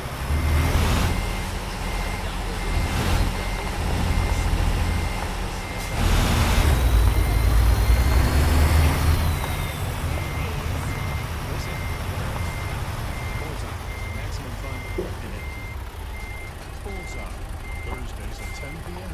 on News 88.7. President Trump created an anti-weaponization fund. He says it'll help those wronged by the government. Plus, Trump worked to oust disloyal Republicans, but they might have the last laugh. I'm David Green. Hope you'll join Liz Bruning and Mike Deputy and me for the next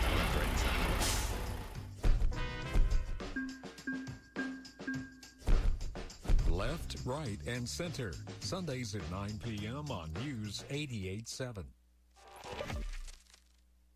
Okay, welcome back. This is Radio Lab. I am joined here with the one and onlys, Matt Kielty and Simon Adler. I like it. I'd take that. Yes. So we left off with basically you have thousands of farmers who have claimed to have experienced this thing called stray voltage. Right. Who end up being told, like, no, that's actually not what's happening. And this next part of the story. Yes. Is kind of a little bit of a history lesson. Of? Electricity. Okay. It's kind of a story about our relationship with electricity. And I think to understand that, we have to go back, Matt. Yeah, Latif. We do. What is electricity, and where does it come from? To understand that, we have to invoke a cliche. Yes. So does the birth of electricity in America really start with Ben Franklin and a kite? No. Oh. So to take us back, we talked to... Hi, I'm Richard Hirsch. I'm a professor of history of science and technology. Richard Hirsch. From Virginia Tech. And also... David Nye. I'm a professor in Denmark. David Nye. He's written a bunch of books on energy and electricity. Which, of course, is why I'm being interviewed, I guess, for this program. Okay, turns out electricity in America, it's a little bit after Ben Franklin. Oh, yeah. It didn't really get going until about 1800. When scientists first started figuring out how to make batteries, how to make generators, so that we could actually create our own electricity. And do things with it, like send it down a wire. And then turn that electricity on and off. To create a code. Which is the Morse code. And suddenly you could send a message from California to New York like that. Nearly at the speed of light. So they suddenly realized electricity's got this sort of almost magical power. The first message ever sent by telegraph? What hath God wrought? So, 1830, you get the telegraph. 1876, Alexander Graham Bell patents the telephone. Which seems to work nicely. And also, in the 1870s, you get light. Most importantly, Edison's light bulb. And it was pretty wild stuff. Because up to that time, all of human history, light and fire were the same thing. You couldn't have fire without light or light without fire. If you saw a light, it automatically meant something was burning. And when the electric light came along... David says light bulb makers would have these public demonstrations. Where, for example, they pick up the light bulb in their hand and hold it. Something you could just never do with fire. And then they take the light bulb and turn it upside down. With fire, the flame always wants to go up.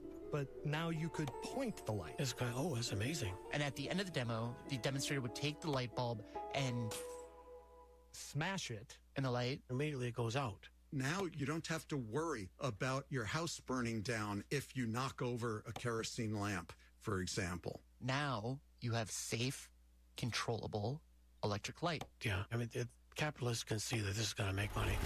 In fact, on Pearl Street in New York City, down in the financial district. It's right here. I have a picture of myself and my wife next to a plaque. It's a big metal plaque. The text we have mentioned about 5 or 6 generators, men stating about turbines, got electrical wires seemingly running out of the turbines. First large-scale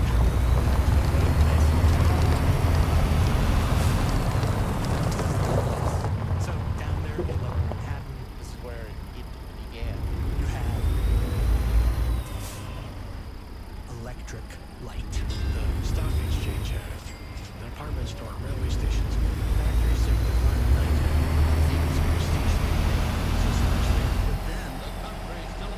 It starts spreading. It spreads from New York to Boston, From Detroit to Chicago.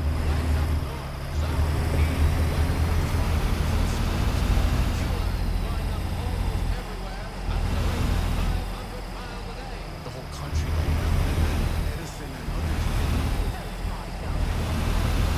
Appliances, electric stoves, refrigerators, fans, electric radios, Vacuum cleaners, water heaters.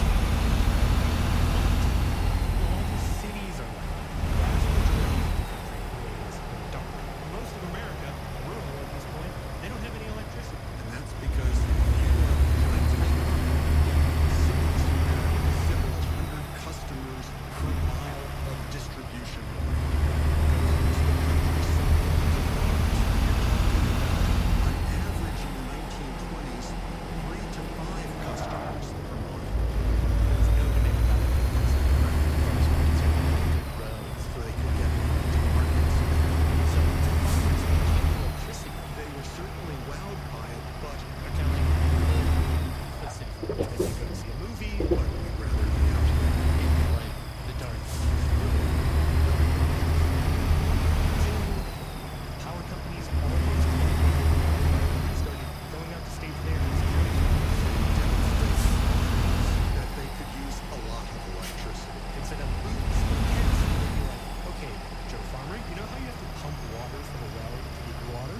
Well, how about an electric water pump that runs with just the push of a button? Or what about refrigeration? Wouldn't it be nice to be able to keep your milk nice and cold? So it doesn't spoil and you can sell more but make more money.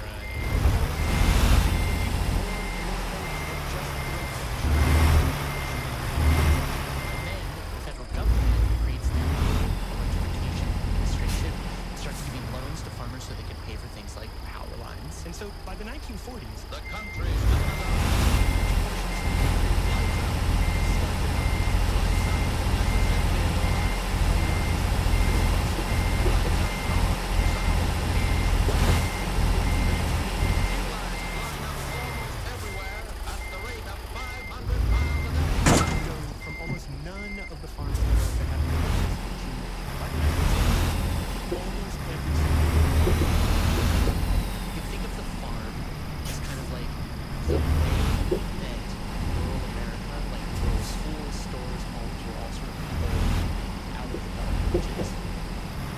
A lot of life. It's going to boost the quality of life, productivity, efficiency, profit. But this becomes the problem, because now, by the time you get to the 1960s, We've become the whole country and buzzing.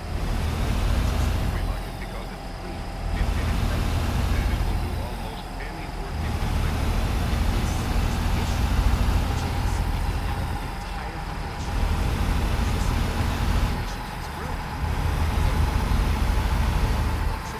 So power companies, to meet this demand, start to build more and more plants, gas plants, coal plants. The nuclear power program. Nuclear power plants to generate electricity. That electricity across the country. Power companies began building these huge towers that you see out in the countryside that have power lines that will carry more electricity than we'd ever seen before. Power lines that had to cut through They now look out on the pasture and see power lines grow. farmland. And for a lot of farmers across America, Farmers angry about a power line being built through their fields. they hated them. Farmers still don't want a high-powered electric line across their land. Farmers are fighting construction of the power line on their land. And one of the most famous examples of this is called the Power Line Protests, which was in the 70s in western Minnesota. Western Minnesota farmers have resisted the high-voltage power line with harsh words, lawsuits, and sporadic clashes with sheriff's deputies trying to protect survey and construction crews. Farmers shot up components of thousands of power lines that managed to topple towers. By chopping up buildings of them, they'd have power in between these towers. A lot of people are concerned about electricity. Okay for the power line to pass over his fields and cows, but not over state wildlife preserves or school bus stops. They are keeping us on this line is dangerous to us, to our families, and to our farmers. Were they dangerous? Like, had there been safety testing for this technology? Testing that the lines were safe and insulated and things like that. Right. But the idea here is that there was just this ambient concern that there was something wrong about these power lines. If you do some research, are going to receive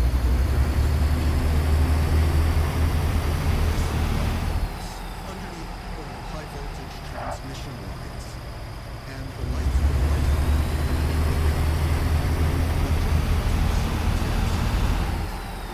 Power lines that the bulb illuminate. That's wild. My mother-in-law lived near some power lines, and I always thought, there. And so what happened was, after these power lines started going up and there were these protests in the 70s in Minnesota, one state, Wisconsin, farmers started complaining that all of a sudden their cows are getting sick, their cows aren't drinking water, and they actually started filing lawsuits against the power companies, saying this is because of you, because electricity is getting out of the ground into our farms, into our cows, and they started to win because that was because They argued that the losses were in the milk productivity of their cattle due to this stray voltage. Those were like jury trials, probably. Yeah. And who? What was the sort of caliber of the scientific experts? I was like wondering whether it was emotional opinion on this lawsuit, or was it like, no, we are connect the dots here. I mean, they have electricians come out and conduct tests that show there's electricity in the farm. But this is part of the problem: is there aren't really experts on this, and there aren't really standards at this point. And so, the state of Wisconsin, because of these lawsuits, is like, oh God, we got to figure this out. We got to figure out what's going on, what's acceptable, electricity to be like in the ground or in the farm. And so, the state of Wisconsin creates in 1986 a stray voltage task force, which ends up getting in touch with this guy, Doug Weinman, professor of biological systems engineering at the University of Wisconsin-Madison. Doug works on milking machines. Modern context, robotic milking machines. But back in the 1990s, I was asked to investigate concerns about stray voltage. Now, had you heard of stray voltage before?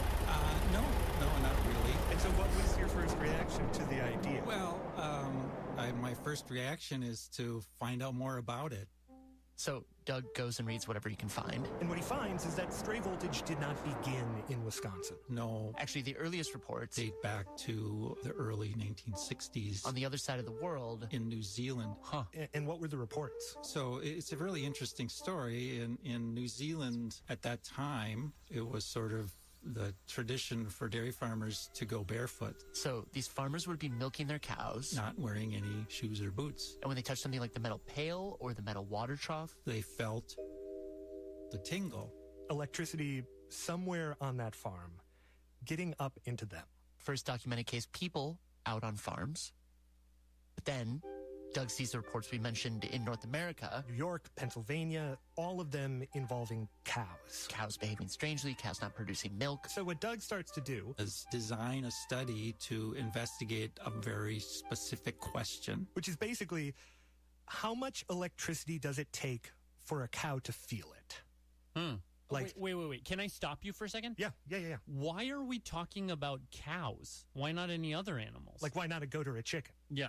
Well, so Doug explained to us that cows, there's a couple things. They're often in wet environments. So cows spend a ton of time on wet concrete and also are drinking, as we said, just a ton of water, which are both highly, highly conductive. Yeah, and then the other reason is actually because cows are bigger.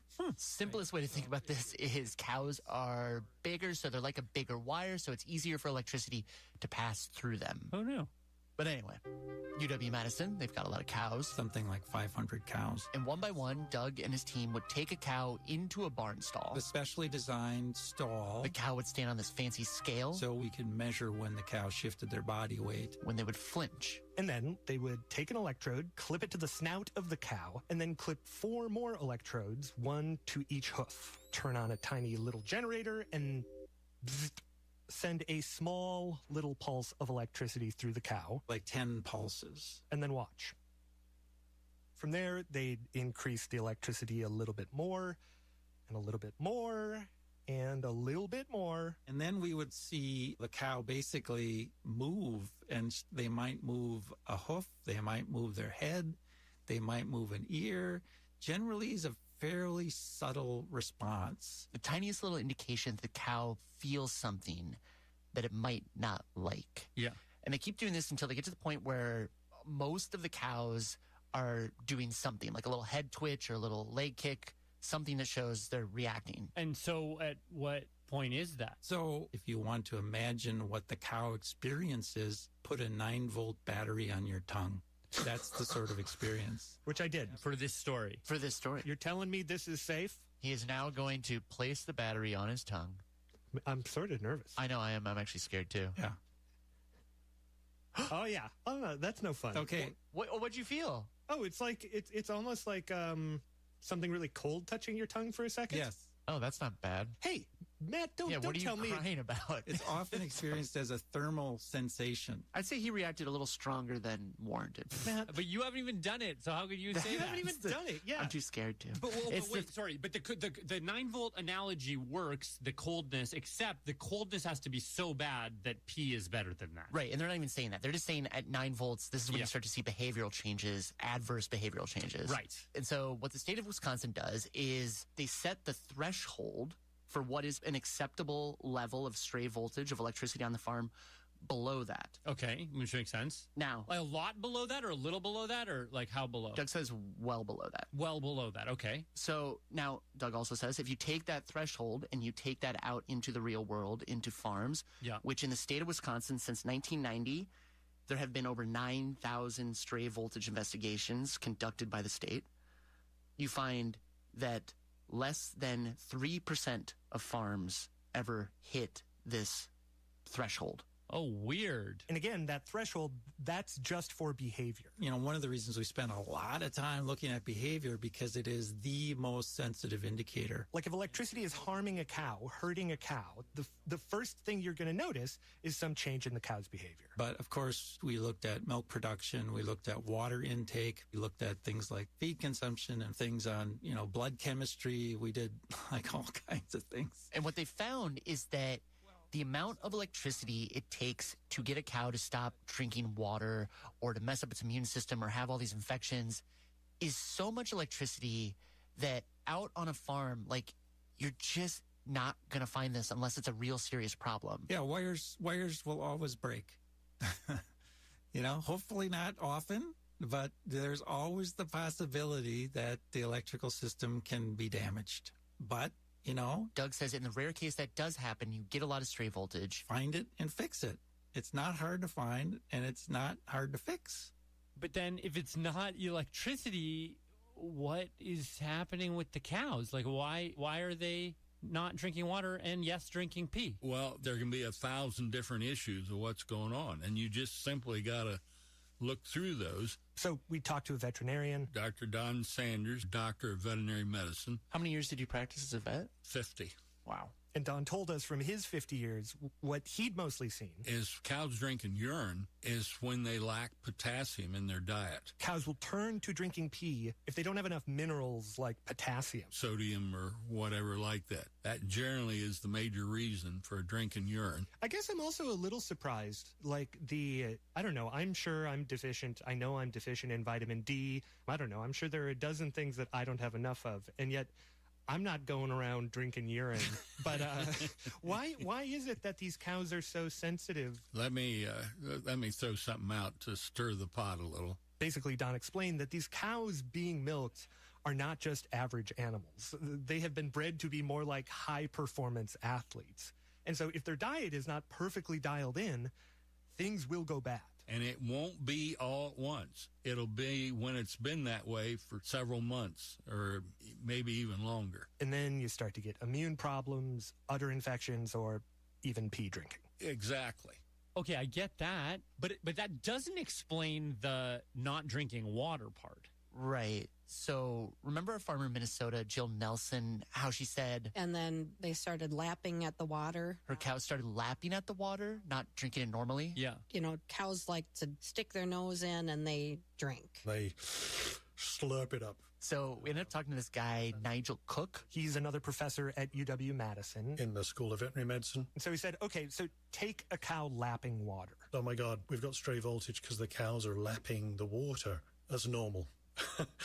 You could go to 100% of farms and find cows that lick and lap and play with water. And he also said a dairy cow, when she's not eating or being milked, she's sort of just like standing around in a barn. And she's looking for other things to do. As Nigel put it. They like hobbies. Cows like doing stuff. And one of those things is hanging around water troughs and playing with water. And he also told us that cows are just like very social animals. They have social dynamics, hierarchies. Cows will sometimes stand in the water trough and they'll kind of be dominant around it, kind of shoo other cows away. Or they can be really sensitive to overcrowding. We've certainly been to barns where instead of 3 to 4 inches of trough perimeter space per cow, which is our design recommendation, now we have 2. That makes a difference to water access. I guess what I'm wondering, though, is if you look at the cases of stray voltage, like some of them start in North America in the late 70s into the 80s, and then like really pick up in the 90s. And so what I'm wondering is like clearly something happened or was happening with cows. Well, work out what was going on in the 90s. Yeah, so let's take Wisconsin. When I arrived in 1999, we had 25,000 dairy herds. Mm-hmm. And most of them were tie stalls. What's a tie stall? If you've driven around the upper Midwest, there are little red barns. Yeah. Those are tie stalls. And Nigel explained, in a tie stall, what you have is each individual cow confined in a single stall. Tied to that stall. So she lived in that stall. She fed in front of the stall. She had a little water cup in front of every stall. And so the job of a dairy farmer was deliver feed, scoop the poop out in the morning, and milk the cow twice a day. So relatively simple cow management where you could see if a cow wasn't eating enough or wasn't drinking enough. You could pick up a sick cow.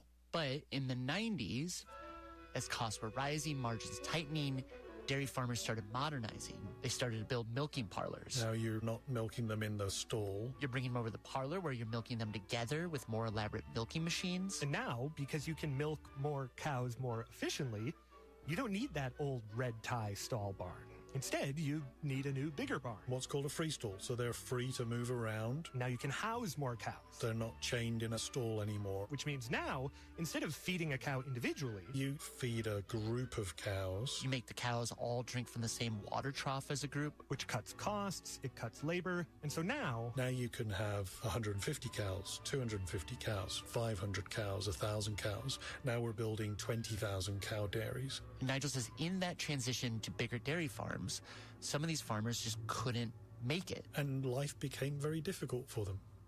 And somebody comes along and says, well, this problem's because you built the wrong barn and you're not a very good manager. You're not feeding the cows properly. It's not necessarily what a farmer wants to hear, that I'm not very good at managing my cows. And they probably were very good at managing their cows in a tie stall, where they grew up, where their fathers and grandfathers managed cows. So that's a bitter pill to swallow. Whereas somebody could go on your farm and say, hey, I think you got stray voltage. It's somebody else's problem. It's the utilities problem. Now you have somebody to blame. You've got a boogeyman, and it's not your fault. It's somebody else's fault. And I would say, you come and milk my cows and tell me that, because I know my cows. I, know that this is affecting them. And I really love my cows. And I feel, I'm their caretaker. So when you're not able to take care of them, it's really hard. And it was really hard on my husband, because when the cows would get to the point where, they were just suffering, we'd have to put them down, and he was the one that had to do that. So, yeah. When you stop crying because you're putting a cow down, it's been a lot. So Jill sued her power company, and I've been reading through those court documents.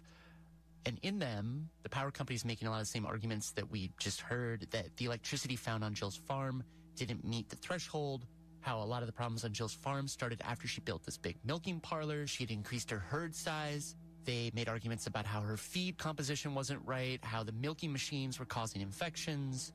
But also, there's this other argument taking place in these documents about something that's very tricky but very fundamental to this whole story, which is, what is the resistance of a cow? What which we will get to. Is the resistance of a cow? It's what we're going to get to when we come back from break. Radiolab is supported by Odoo. Odoo streamlines every aspect of a company into one simple business management platform. More information at odoo.com. I'm Maria Hinojosa. Next time on Latino USA, we step inside the 2026 Whitney Art Biennial, where slime green sculptures stare back at you, insects become symphonies, and Latinas are reshaping the narrative around American art. That's next time on Latino USA.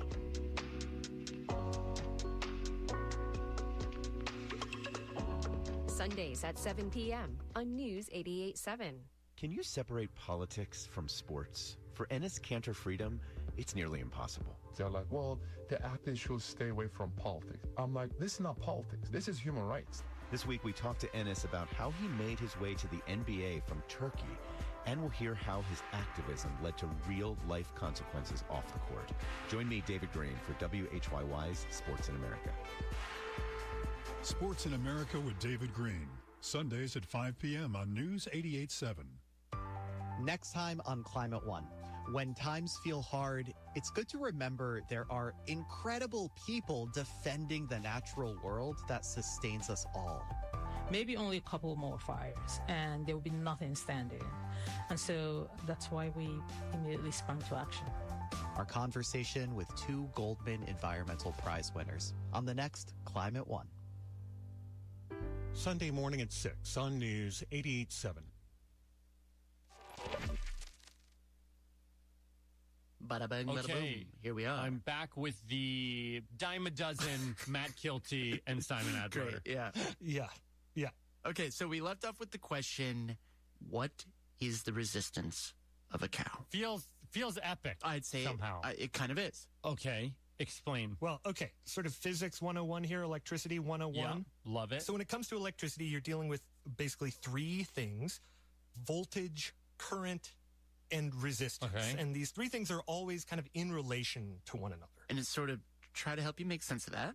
We're going to do a little analogy, which is imagine it's springtime. It is actually springtime. I don't really need to imagine. Okay, it's springtime. Yeah, right. You're outside. And what do you do in the spring? You tend to your garden. You tend to your garden, exactly. And in your garden, in your hand, you have a hose. Okay, yeah, here I am. We're painting this picture for you because the hose is, in fact, quite a nice way to understand how electricity works. So, what do you have at one end of the hose? At the house, you have the spigot. Right. The spigot that can turn the water up or turn the water down. Sure. So the spigot is basically the voltage. So open the spigot way up, you got a lot of volts. Open it a little bit, tiny little bit of volts. Like it's like how much push is coming out from the beginning. Yeah.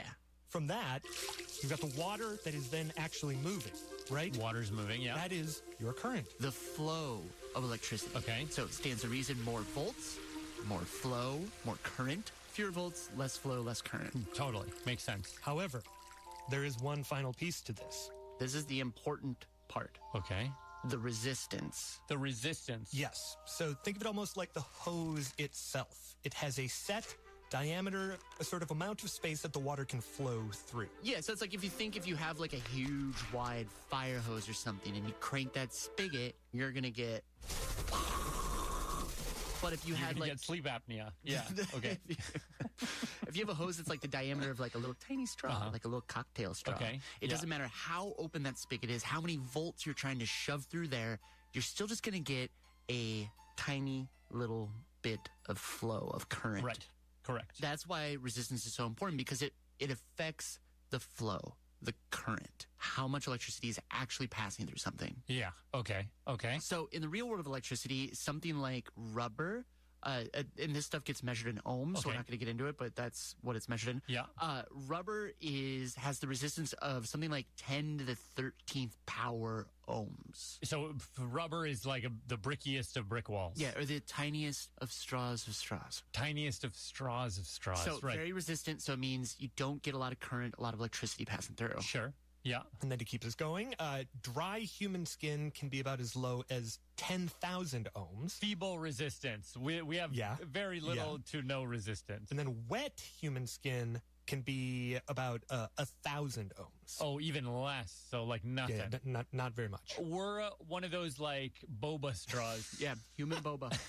Now a cow. This is the question. What is its resistance? Mm-hmm. So back in the 80s and 90s, when researchers were doing all this work on cows, they came up with a number. They settled on a number, 500 ohms. So less than wet human. So it's like So we have to take even better care of them. Yeah, because they've always been trying to be cautious and conservative for the sake of the cow. So yeah, they come up with this number. Okay, as they should be. I think as they should be. Right. Yeah, of course. And so they come up with this number, 500. This is known in the world as 500 ohm cow. The 500 ohm cow.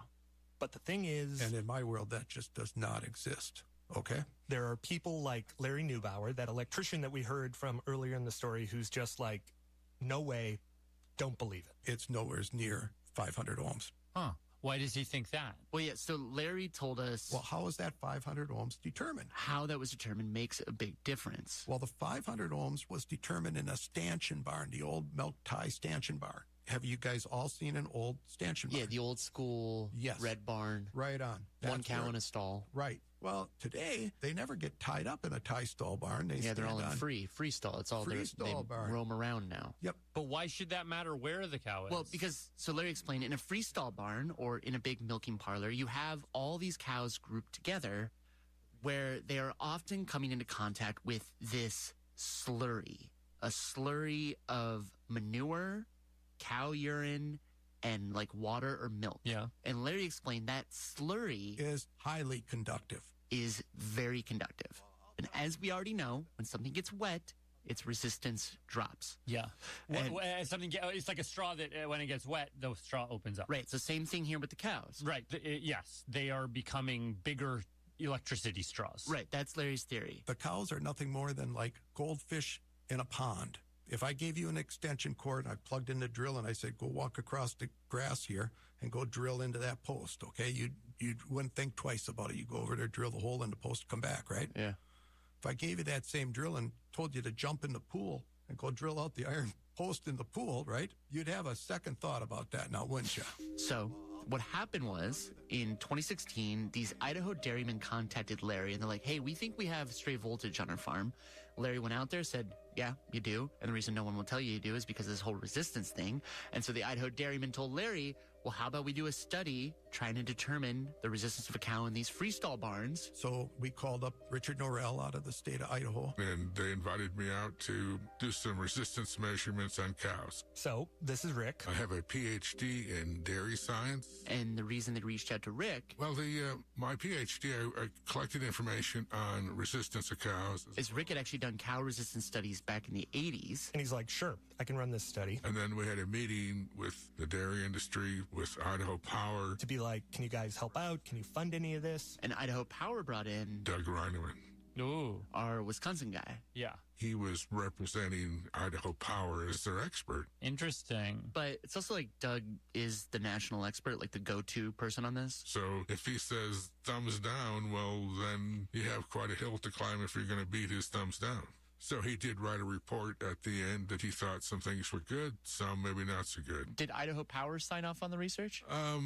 Not really. I mean, they sent us a letter and said that they didn't believe we were going to find anything, and they were not going to support it in any way. Oh, that sounds like a pretty definitive no. Right. But anyhow, Rick goes out with the dairymen, with Larry. Looked at 6 different Idaho dairies. Modern commercial dairy farms. Where the cows... They're walking in manure. They're all together. They're wet. They set up all these tests where they hook up different electrodes to different parts of the cows. Because stray voltage can go from front feet to rear feet. It can go from mouth to all 4 feet. You can touch the belly of the cow, and that goes out through all 4 feet. And so they ran all these different tests on like over 170 cows and ultimately come up with a number. What is it? 200. 200? From 500 to 200. So what does that actually mean? Well, if you take a 500 ohm cow and you put 1 volt across it, that would be 2 milliamperes. 2 milliamps of current, which is the current threshold. Well, yeah, according to them at 500. Yeah. Yep. If you take a 250 ohm cow and you had 1 volt under the perfect conditions, you'd have 4 milliamps through her. So it'd be double. It'd be double what's allowed under regulatory thresholds. And if you had a 200 ohm cow, okay, no, even higher. You'd be even higher. And so the idea here is that if the ohmage is wrong by a factor of 2 for most modern day cows, then that means that cows are actually modern day cows than the current standards suggest. In a wet environment, yes. These studies strictly directed by the scientific evidence. Should that 500 ohm cow be reduced to something closer to a 200 ohm resistance? I believe it should, but I also believe that, my data needs to be published and it needs to be critically evaluated. And I'm sure there'll be some people poking some holes at it, but I think it's pretty good. Yeah. Do you have a timetable for when you might publish? I don't. The weight of the dairy world is on your shoulders, right? I know. I'm embarrassed to say this, but when I retired, I packed everything up in my office that I needed to take along and brought it home. And I had lots of important information that I needed to look at, and for the life of me, I cannot find it. I know I put it in my vehicle to bring it home, but it's just gone.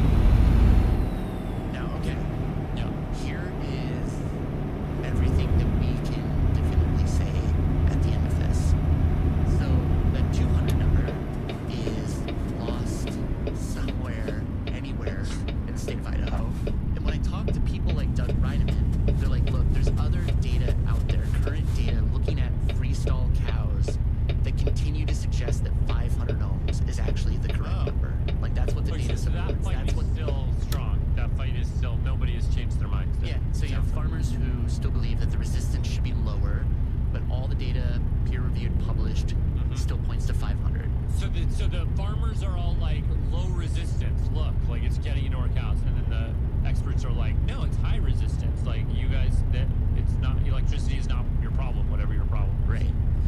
Other things we can definitely say. So where we started this whole story with that guy Craigus, what happened with Craigus? He sold the cows. Oh, he did. Yeah. And he started growing potatoes. No. Yeah. Really? He's now a potato farmer. He gave up. Yeah, and apparently his cows, which are on a different farm, different one, they're on now.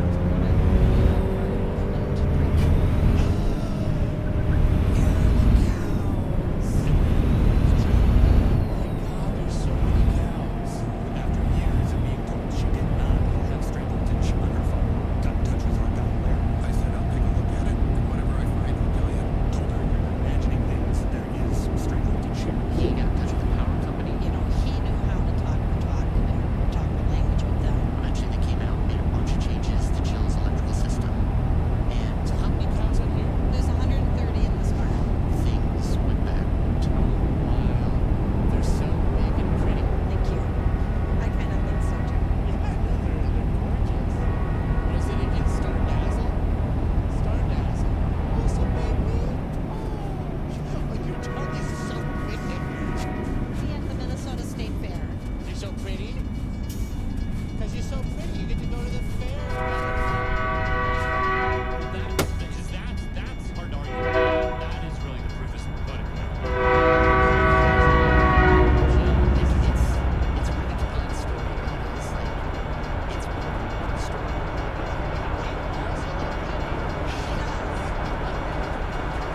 I don't think it definitively proves anything. But if I was a betting man, I'd wager we're only going to see more cases of stray voltage in the years to come.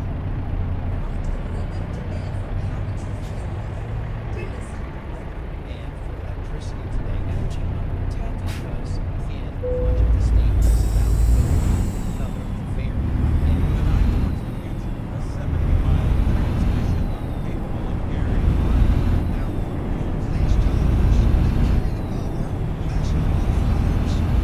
across the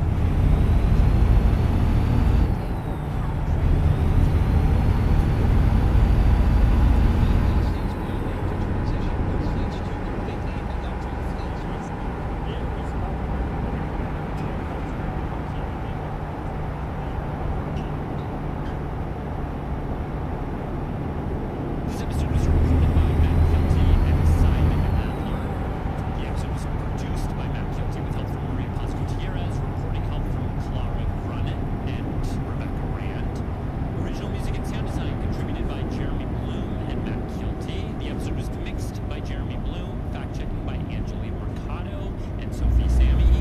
It was edited by Pat Walters, and a special thanks to Liz Brock and Julie Cohn. If you miss Simon, like I just be comforted knowing that he is now heading back to the greener pastures of his music, sound, and performance art project, Windstar Enterprises. If you're curious to know more, go to windstarsolutions.com. No cows were harmed in the making of this episode, so far as I know. Catch you next week. Bye bye bye. Hi, I'm Gabby. I'm from the Bay Area, California, and here are the staff credits. Radiolab is hosted by Lulu Miller and Latif Nasser. Soren Wheeler is our executive editor. Sarah Sandbach is our executive director. Our managing editor is Pat Walters. Dylan Keefe is our director of sound design. Our staff includes Jeremy Bloom, W. Harry Fortuna, David Gable, Maria Paz Gutierrez, Sindhu Naina Sambandan, Matt Keelty, Mona Muggaoker, Annie McEwen, Alex Neeson, Sarah Kari, Natalia Ramirez, Rebecca Rand, Anissa Vitsa, Arian Wack, Molly Webster, and Jessica Young, with help from Gabby Santos. Our fact-checkers are Diane Kelly, Emily Creamer, Natalie Middleton, Angeli Mercado, and Sophie Samai.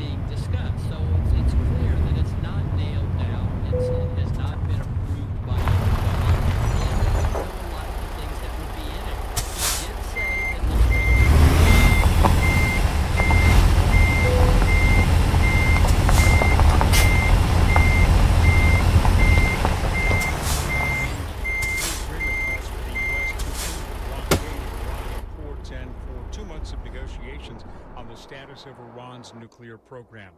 The Secret Service says a man is dead after he approached a White House security checkpoint Saturday evening and fired several shots at officers. Agents shot and killed the suspect. A bystander was also struck. It's not clear if that person was hit by the gunman or by the return fire. President Trump was inside the White House, but the Secret Service says no agents or people it protects were impacted by the shooting. Ukraine's capital, Kyiv, early Sunday was hit by a Russian air attack shortly after Ukraine warned that Russia may launch a hypersonic ballistic missile. At least 3 people were injured. NPR's Joanna Cassis reports that Ukraine targeted Russian oil tankers. Ukrainian defense forces said they hit one of Russia's largest oil terminals on the Black Sea, as well as logistics and ammunition hubs in occupied Ukraine. Ukraine has been using its own long-range drones in these strikes. NPR recently joined a military team that launches them. A member of the unit who uses the military call sign Yuki said this is how Ukraine is imposing its own sanctions on Russia to force it into a just and lasting peace. The Trump administration is focused on its war on Iran and has loosened some sanctions on Russian oil. Residents in and around Garden Grove, California are on high alert for potential waste disaster from toxic chemical. Jill California Public Radio has The chemical in the tank is called methyl methacrylate, or MMA. It's used in manufacturing plastics. Exposure to MMA can cause skin and eye irritation and respiratory and nervous system problems. Officials have been trying to cool the tank, holding thousands of gallons of the chemical. They had made some progress, but warned Saturday that tank temperatures were again rising, increasing pressure in the tank. If the tank explodes, it could cause a fireball and chemical fallout over the densely populated area. This is NPR. The U.S. Postal Service has agreed to extend contract negotiations with the Union of Letter Carriers. NPR's Hansi Lewang reports the extension comes as the USPS officials say the self-funded agency remains months away from running out of money. The U.S. Postal Service's contract with members of the National Association of Letter Carriers expired Friday, but both sides have agreed to keep it in effect for the more than 200,000 city letter carriers around the country for now. USPS, which is a financial supporter of NPR, relies on stamps and service fees, not tax dollars, to deliver mail 6 days a week to just about every U.S. address. But with people sending a lot less mail than in past decades, USPS recently ended its 5th quarter in a row with a net loss, which recently totaled $2 billion. The Postal Service had raised prices, cut workers' hours, and stop payments to its pension fund. And now it's calling for Congress to change laws to let it borrow more money and reform its retirement plans. Otherwise, Postmaster General David Snyder says USPS is on track to be out of cash within a year. Hansi Lewang, NPR News. Chinese officials say the worst coal mining explosion in recent years has left 82 miners dead and more than 120 others have been hospitalized. 2 miners are still reported missing. The blast took place Friday evening in the country's coal-rich Shanxi province. China's state-run media reports the explosion is under investigation and there were serious violations, they say, of the law by the mining operator. Hundreds of mine workers and rescue workers are on the scene to try and help. President Xi Jinping is urging an all-out effort to assist the miners. This is NPR News. Support for NPR comes from NPR stations. Other contributors include the estate of Joan B. Crump,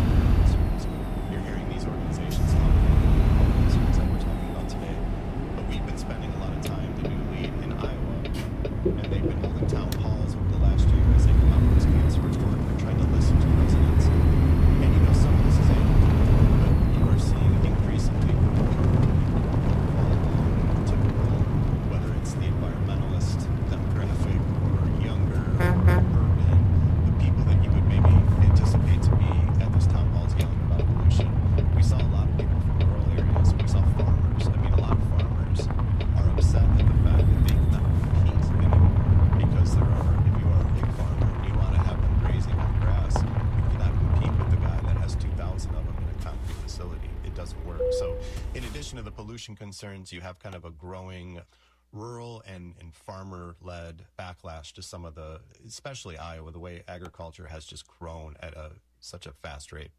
And when you say agriculture, then you're saying largely sort of industrial scale, factory farming, as it were. Correct. Yeah. Factory farming is kind of looked at as a pejorative term that environmental and health groups use, but it's really accurate when you look at a facility that has thousands of animals and is keeping them really tight, tight little areas and kind of pumping them through. It's similar to like a factory in Detroit that's doing that for auto parts. So I think it's apt. And in Iowa, of course, you're not just dealing with CAFOs. As I said, you're dealing with massive amounts of that are just, this is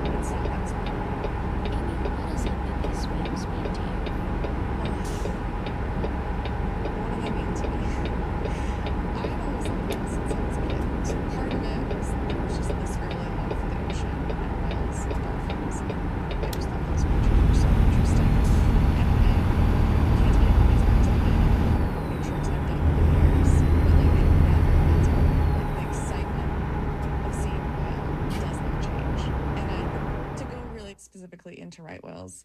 The fact that we know so much about a wild population that lives across the North Atlantic. We know these whales individually. A lot of them have names that we've given them. We know when they were born. We know like who their siblings are. We know their parents and their grandparents. We know how many calves they've had. We just have all these like really unique stories. And I think because we know each and every one of these whales, like we do kind of create these personal connections with them. And, you know, not to anthropomorphize them at all, but, you know, you do start to see a little bit of personality. Like some whales do certain behaviors a lot, and some whales don't do those behaviors at all. And some whales only show up in this one area and are never seen anywhere else, or vice versa. So just to see that individuality, I think, is really interesting, and it's relatable. I think that's another part of it too. Like, yes, they're very different. They live in the ocean, but they are mammals. They give birth to young, you know, they take care of them. They live long lives, you know. It's relatable. Amy Warren is the Scientific Program Officer at the New England Aquarium. Amy, thank you so much for taking the time with me today. Thanks for having me. It was great to be here.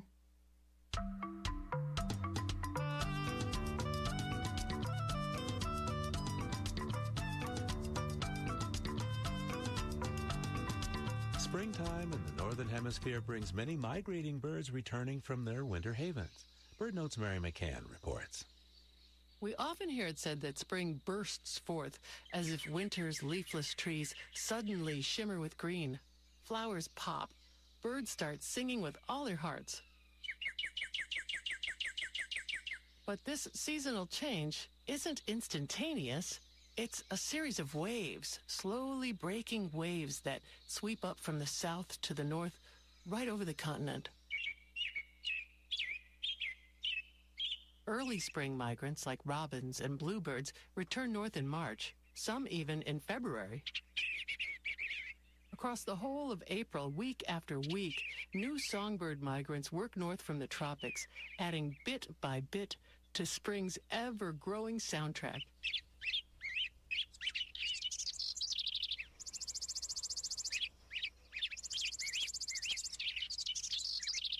By May, birds continue flooding into northerly states in Canada. And even as late as June, birds like willow flycatchers and mourning warblers are just completing the trek to northern breeding sites from South America. By this time, those early robins may already be hard at work feeding their second brood.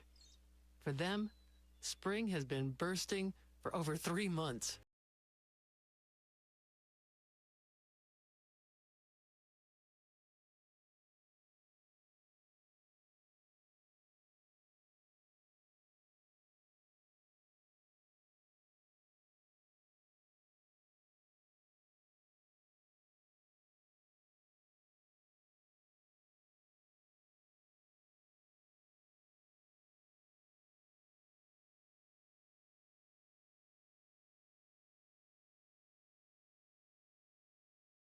To Living on Earth. Support for Living on Earth comes from the Waverly Street Foundation, working to cultivate a healing planet with community-led programs for better food, healthy farmlands, and smarter building, energy, and businesses.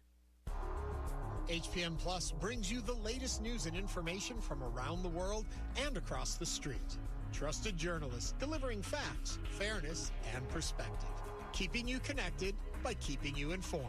PBS NewsHour, Frontline, and documentaries that provide a voice to the voiceless. Stream live, engage on demand, and enjoy past seasons through PBS Passport. Search HPM Plus on your smart and connected TVs and stay informed. I'm Anita Rao. Embodied is WUNC's weekly radio show and podcast about sex, relationships, and health.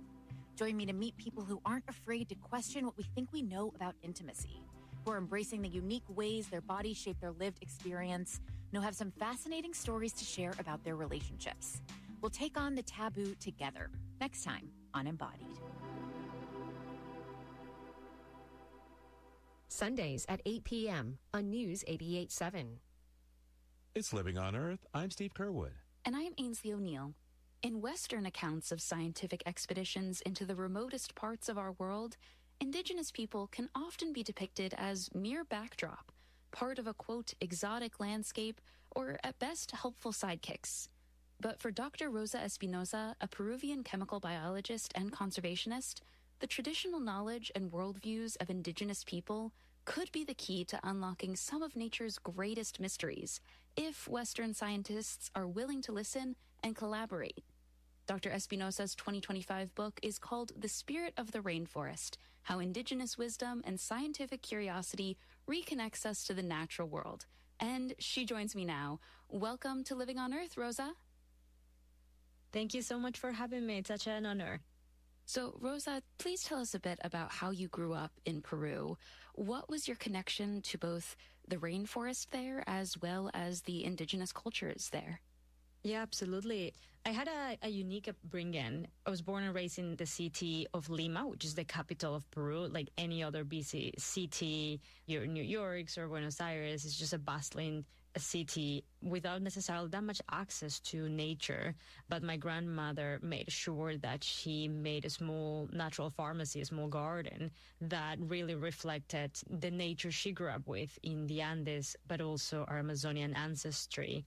Since I was a little girl, I would go visit my family members and spend summers in either the high Andes, the mountains of Peru, or the deep Amazon rainforest. So I had this very triple cultural experience growing up with such depth perspectives on indigenous worldviews from my own family. And that really has allowed me to kind of see the world through these two eyes as I've delved into science.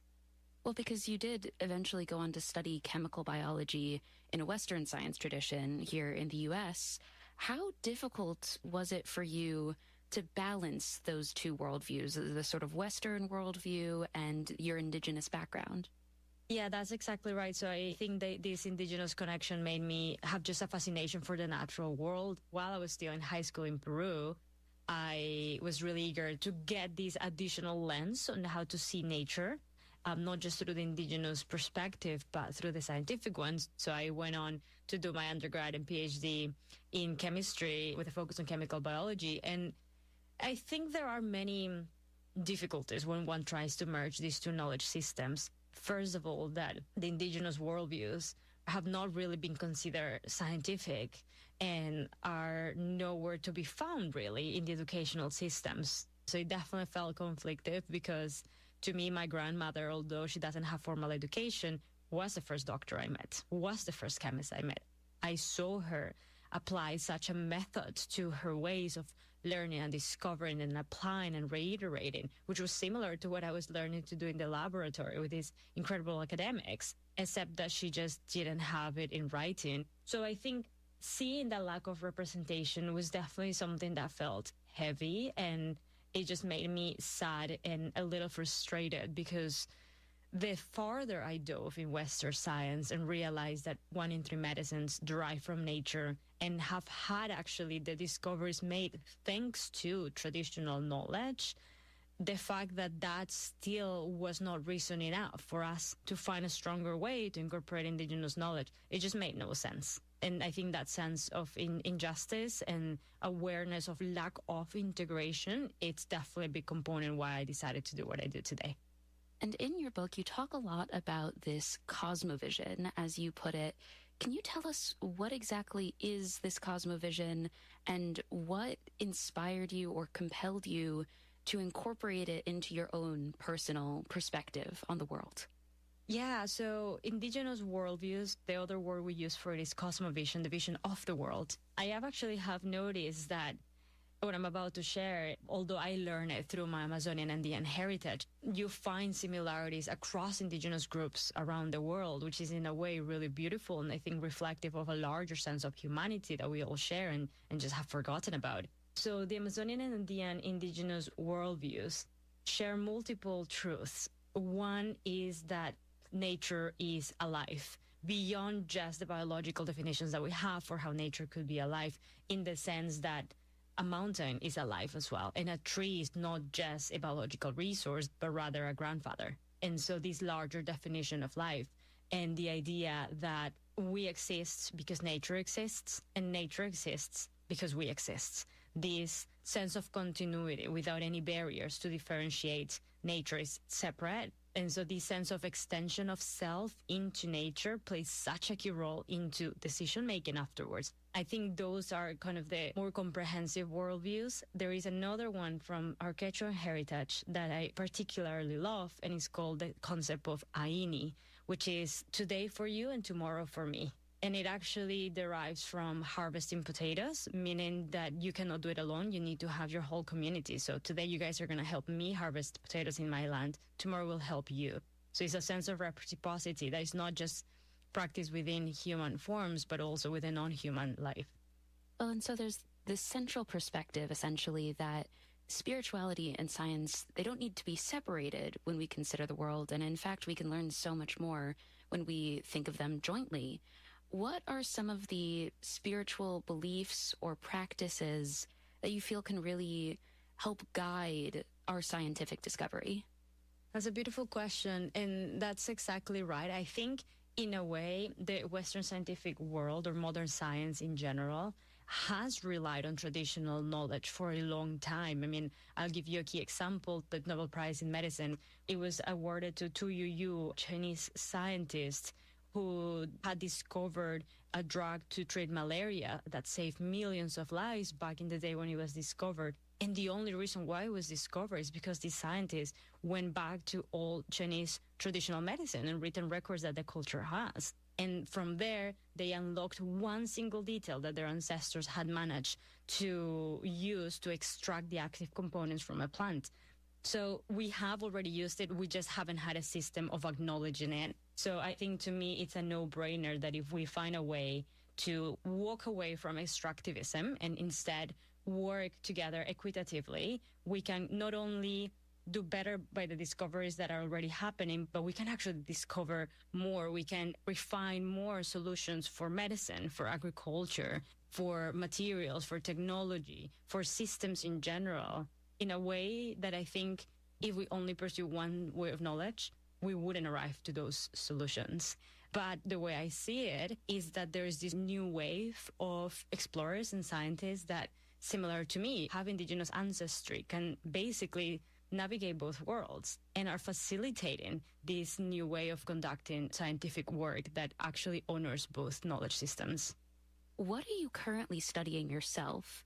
And in what ways has indigenous knowledge or practice influenced your current approach? So our current main focuses for science, we have one aspect that studies stingless bees, which are the indigenous bees of the Amazon, and we are actually creating the first map as to where they exist in nature through the Amazon. And the only reason why that project is even possible is by the working of knowledge. And by that I mean identifying these bees in the wild is really difficult. The genetic work is not quite ready yet to make it possible. And indigenous people have their own indigenous taxonomy, which we learned early on, that it matched the accuracy of insect taxonomy. And that is why we've been able to do this work. We have another program on medicinal gardens, and it's focused on creating the first compendium of scientific and cultural information on key natural medicines in indigenous languages, because traditionally that's just been done in foreign languages and not really shared back with the community. And now, in the spirit of the rainforest, you detail a number of these trips into the Amazon, many of which involve events that, to an outsider, might seem sort of larger than life. One that really stood out to me is this concept of the boiling river, which is something that I had never conceptualized before. Tell me a little bit about that. The Boiling River, it's a place that really, I think, blows anyone's mind. So people worldwide may be familiarized with other thermal systems, like Yellowstone National Park is such a famous one. There are some thermal springs in Iceland, Ethiopia, Japan, and others. These exist and we know about. But now imagine that extended into a whole river that is so hot, it's actively boiling. You hear the bubbles busting, and then the vapor raises so strongly that it is this constant sauna. And this happens to exist in the heart of our planet. And unlike Yellowstones or other thermal springs, the flora and the fauna somehow in the Amazon have managed a way to uniquely adapt so that they grow literally right next to this extreme ecosystem that usually wouldn't accommodate any other forms of life. And it was part of my PhD work. I became fascinated with it because it basically kind of creates this natural laboratory to start understanding climate change and what are the life forms that can live in such an extreme place that reaches 99 Celsius, which is 200 Fahrenheit. Only microbes, a special kind of microbes. So that was part of what we did, and we actually managed to discover the species that were new to science too. And there's also a part of this story that I was truly on the edge of my seat for. That's a metaphor usually, but I really was. It's when one of your travel companions burned his feet in scalding mud. And can you tell me a little bit more about that story? Yeah, so, doing field work is dangerous and risky in general, and safety is definitely top of our priority. That doesn't mean one is free of accidents sometimes, and this was one of those that nobody could have ever predicted, and we happened to be in an area that had suffered from earthquakes over the last few years, which means the houses have been rearranged, and part of the river was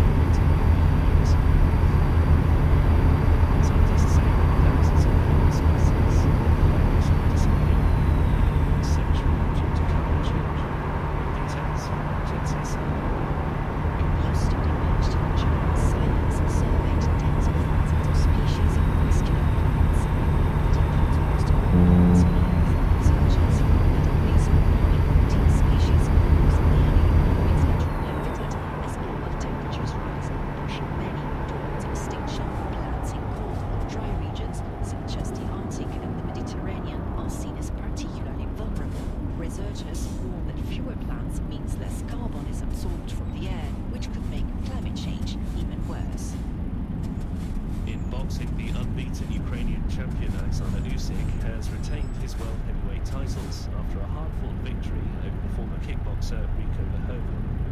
Fighting by the pyramids in Giza, Usyk avoided one of the biggest upsets in boxing history by stopping his opponent at the end of the 11th round. Verhoeven had only previously fought one official boxing match.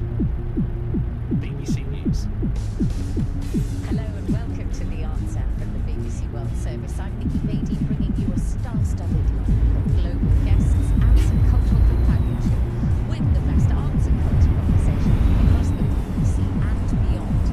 Coming up in a moment, Canadian-American actor Sandra Oh of Killing Eve fame shares the challenges of preparing for her UK stage debut. Italian filmmaker Damiano Piccioletto on his film Primavera, and we hear from artist and musician Laurie Anderson. Also on the show, Better Call Saul star Bob Odenkirk on his move into action movies. We'll explore the psychology of the photo booth, hear from Nigerian rapper Il Bliss. That's not all though. My guests on today's Answer are artist, composer and producer Bishi. We'll be talking about her latest album, Maya, the birth of a superhero. And we welcome as our cultural critic this week, art historian, curator and writer, Alexandra Steinaker-Clark. Before we go any further, do you both have a cultural highlight that you'd like to recommend to the world this week? Bishi, I'll come to you first. I'm a big fan of a musician called Joy Guidry. She is a bassoonist, an improviser, a composer, and she combines singing with electronic improvisation. There's something incredibly and just watching her sing, it's peaceful to me. Do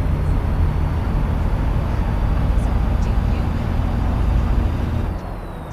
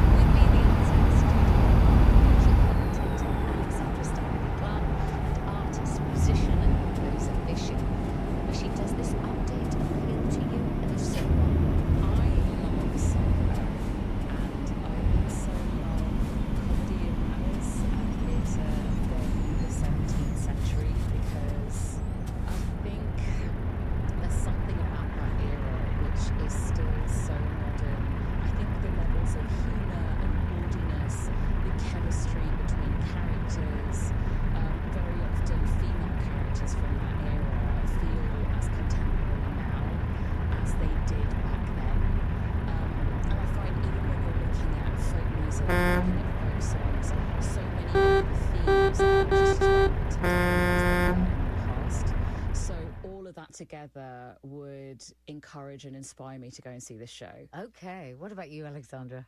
Yeah, I think it's really interesting to see this, and also because if I'm correct, in the original play, the main character was male. Exactly. Having Sandra Oh play Alice is very exciting. Also, as a Grey's Anatomy fan, I mean, I have to admit, I'm obsessed. I've watched all 22 seasons, but I would be really excited to go see it because that is incredibly interesting to see something. So what about the whole thing, especially in theatre cities like London, stunt star casting? Now, I'm not saying that this is stunt casting exactly. Does that make Oliver want to go to the theatre as one of your favourite movie stars is on stage? Yes, sometimes I just love it. Can take your phone out.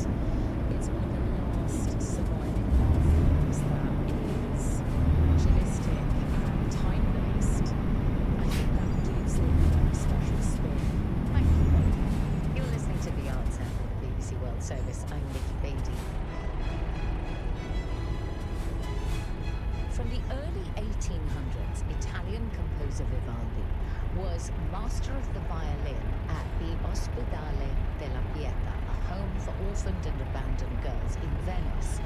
He worked there for 40 years, writing most of his now popular works, including the Four Seasons violin concertos, and composing for his younger pupils. If you heard our Arts and Tour show, you're already familiar with that time in history and the girls learning about their school, because one of our guests was the filmmaker Margherita Vicario, whose film Gloria was set at the same time and at that school. That's now the setup for another film, Primavera Spring, made by the Italian director Damiano Piccioletto, already known for his theatre productions of opera.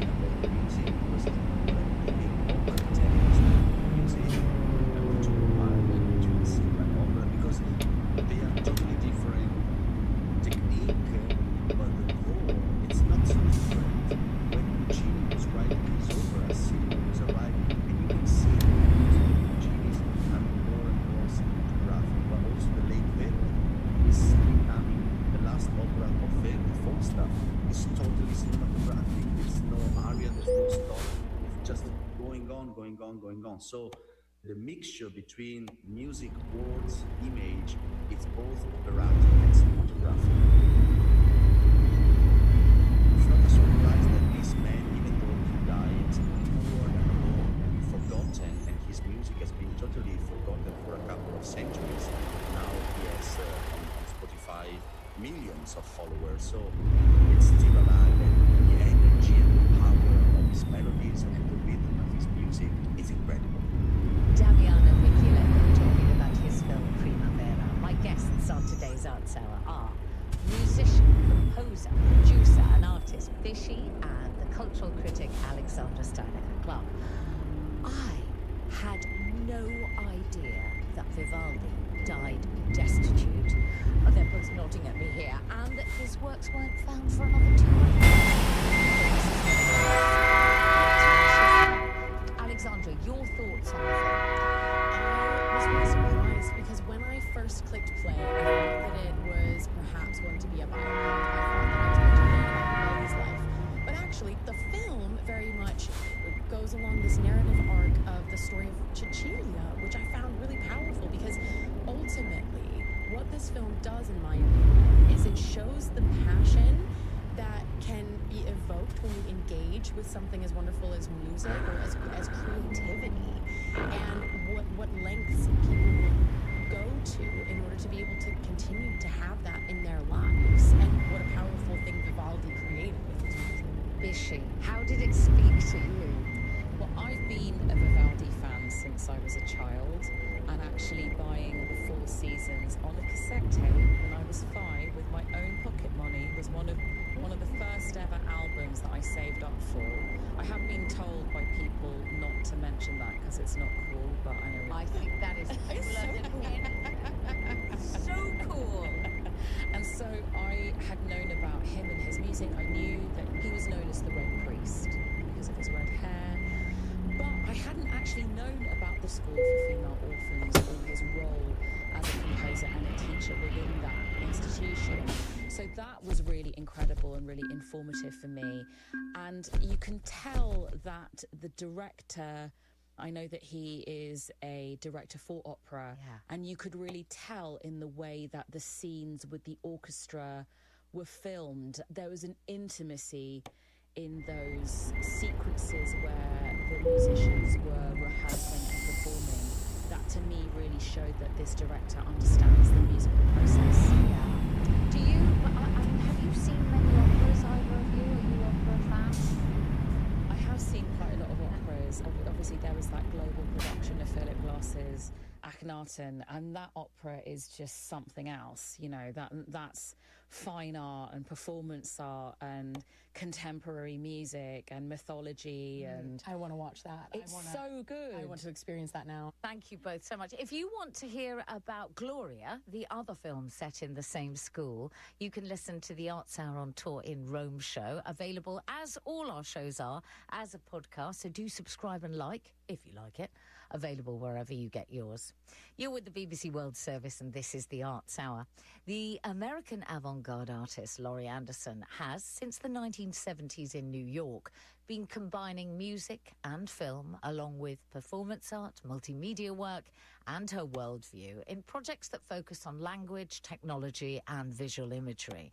Here she is talking to the BBC's Naomi Alderman, first about a much earlier commercial success. Your seminal album from the 1980s was Big Science, which includes Oh Superman. Let's just hear a bit from the title track. Hey pal, how do I get to town from here? Which paints a picture of a desolate landscape that's full of potential. We'll just take a right where they're going to build that new shopping mall. Go straight past where they're going to put in the freeway. You go on to talk about the golden cities, golden towns, but then also every man for himself. Is that as relevant now as it felt when you wrote the song? More so. And there are many, many more of these kinds of liminal spaces since I wrote that song. There are vast swaths of the country that are food deserts. And only food you can get is from a vending machine. It is much more extreme than when I wrote that song. A country that has really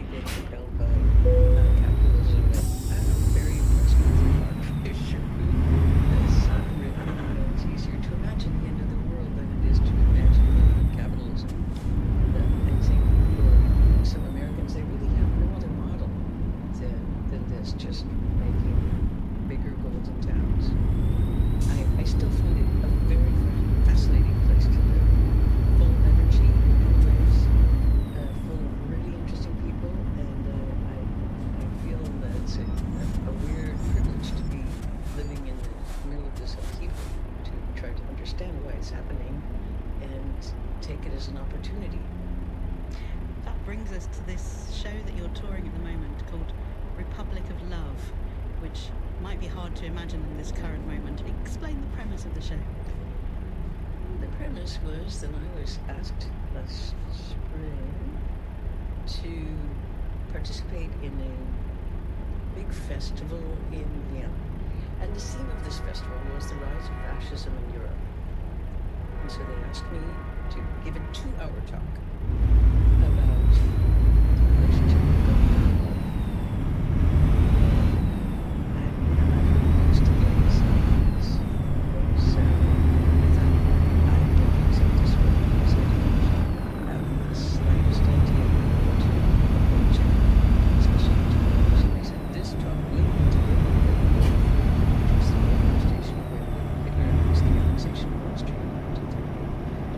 Can you find a place with a little less history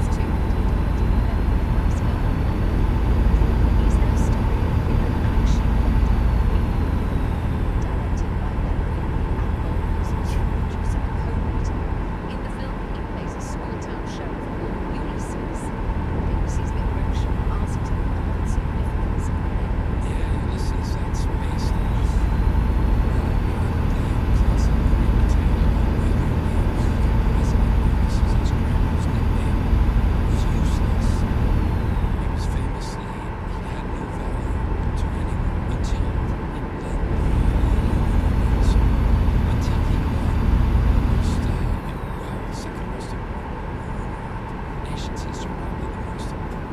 Until he won it, he was a wastrel. I saw an interview with him he did a couple of weeks ago. It was before I saw Normal. So it was like, which character do you most relate to? And you said Ulysses. I thought, you most relate to Ulysses. The character. No, my character in this movie is actually the closest to me of any character I've ever played. Yes. Which, a lot of people think because I played Saul Goodman or Better Call Saul, I must be very close to that character. And I do felt close to him, but he was quite different from me. Well, you play in this film Normal, which is pretty gory. Yeah, if you don't like blood and things blowing up, don't go. You have to be up for crazy, comically crazy violence. It's a mad plot. I play a sheriff in the middle of the country of America, a town in the middle of nowhere. It's a small town, like a lot of small towns in America, that's having rough times. But for some reason, the people in this town have money. Now, why is that? And what does it have to do with the Yakuza in Japan? Like what? Well, we find out. I took a sheriff job in a little town called Normal, Minnesota. Weather advisory, winter storm threatening later this week. Separate! People seem friendly enough. Keep your hands where I can see them! If you don't play this right, we're going to have a massacre in there. I say we play the hand that's been dealt to all of us, and maybe you get to keep the rest of your figures. Well, I always think you managed to sort of reinvent yourself in a brilliant way from, going from like cult comedy to unexpected, now an action lead. Look, all I ever wanted to do was be in Monty Python. That was my dream. And of course that couldn't happen for so many reasons. But we ended up, after working at Saturday Night Live, I did get a chance to do a pretty free-form show that I had control over creatively with my friend David Cross called Mr. Show that a lot of people saw. And then I started trying to direct movies. That didn't go that well. And then I happened upon this chance to act in Breaking Bad, which wasn't a hit show when I was on it. Initially, especially, it was struggling, and that turned into this other career. And then the notion of action was just because I was an older guy when I got famous enough to be curious if I could make a feature film on a bigger scale.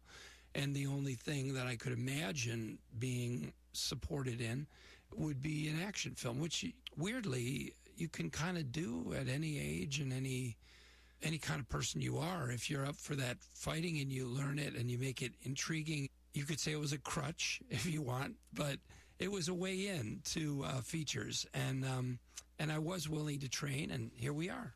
I enjoy, trying something that's 180 degrees from whatever I just did. Yeah. So, but keep yourself awake. Try something really out of the box. Yeah. I heard that your kids were quite encouraging, shall we say, of you doing Better Call Saul. Was it something that you weren't going to do? Because I wasn't going to do it. Really? I wasn't that intimidated. I should have been, because it was a bigger acting role than I'd ever prepared for. I did many, many small parts over the years, but this was a big, challenging role. But that's not what made me doubt I should do it. It was simply that I had kids at home. And there was still a lot of driving them here and driving them there and stuff that was challenging to deal with. And I was like, I can't leave that in my wife's lap and go shoot this show that shot in Albuquerque, not where we lived. And so I just said no. And then they heard me on the phone saying no. And I hung up the phone, and my son said, Dad, you're not going to do that show? And I said, no, I'm not. Can't do it. He goes, well, you're going to disappoint a lot of people. And I said, well, I'm going to disappoint a lot of strangers, so I don't really care about them. Then he said, well, some of them are my friends. Some of my friends want to see you do that. Anyway, we talked. He said I'd be willing to help out at home. He was 13. My daughter was 11, and she then talked to me about it, too, and said, we'll help out. We'll help Mom. And I thought, well, maybe this is a chance for some growing up. Of course, Sony thought I was trying to get more money out of them. And they called back the next day and said, okay, we'll give him this. And I was like, what? That's not why I did that. the multi-talented Bob Odenkirk. Alexandra, Bob's children encouraged him to take on the role he's now famous for. Have you ever been encouraged to do something that you'd perhaps ruled out or were vacillating on? Yes, I think my whole entire career in the art world, because when I first discovered art history, I was a teenager, I was in high school in Austria, and I was getting taught by a practicing artist. And I fell so in love with what art history meant and what I was learning. I Googled, what can you do with an art history degree? And up came museum director, and I was like, right, that'll be me one day. And I was talking to my mom, and whenever I had spoken to anyone else about this, everyone was like, but how are you going to make any money? How are you going to make a career? This is a dead-end idea to study this. And my mom was like, you will be able to do whatever you want to do if you set your mind to it. If you love this, I am behind you all the way. She has always, always supported me in my goals. And I think without that support, I don't know if I would have gone into the arts, because it's risky. Thank you, Alexandra. You're listening to The Arts Hour from the BBC World Service. Let's turn the spotlight onto you now, Bishi. A bit of background first. Bishi Bhattacharya, known simply as Bishi, is British Bengali. She's a musician, composer, singer-songwriter, multi-instrumentalist and multimedia performer. She also, in my opinion, presents herself as an artistic canvas. Striking makeup, coiffed hair, amazing clothes, worn as statement and costume. She's trained in both Hindustani classical and Western classical music. She has a 4-octave vocal range, and I will never forget the first time I saw her playing the sitar. She plays the sitar like a rock instrument. Her score for the immersive film Maya, The Birth of a Superhero, is now an album. The film was created by renowned artist and activist Paulomi Basu, and it was co-directed by C.J. Clarke. Bishi created acoustic and electronic sound worlds to reflect the story's themes of stigma, empowerment, identity. So Bishi, Maya reimagines heroism through this teenage girl's journey of self-discovery, from her menstruation beginning and the stigma around it. So what drew you to the project? I went to see Paulomi Basu's exhibition in London's East End. There were these incredible portraits of her mother nude. I saw the South Asian female body depicted in a way that I'd never really seen before.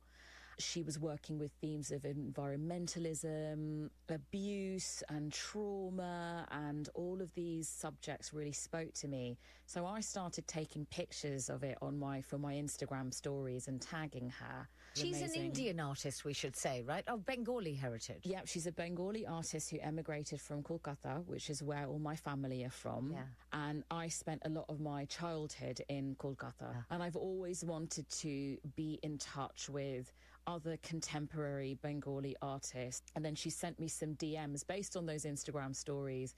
And then 2 weeks later, I was in a VR Oculus headset looking at a very early iteration. I mean, I haven't seen the film through the headset, but I love VR experiences.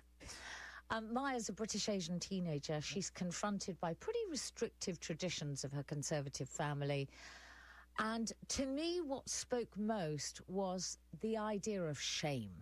That's something that young women from Indian communities, but many communities across the world, still face today. Is that something that spoke to you in particular, Bishi?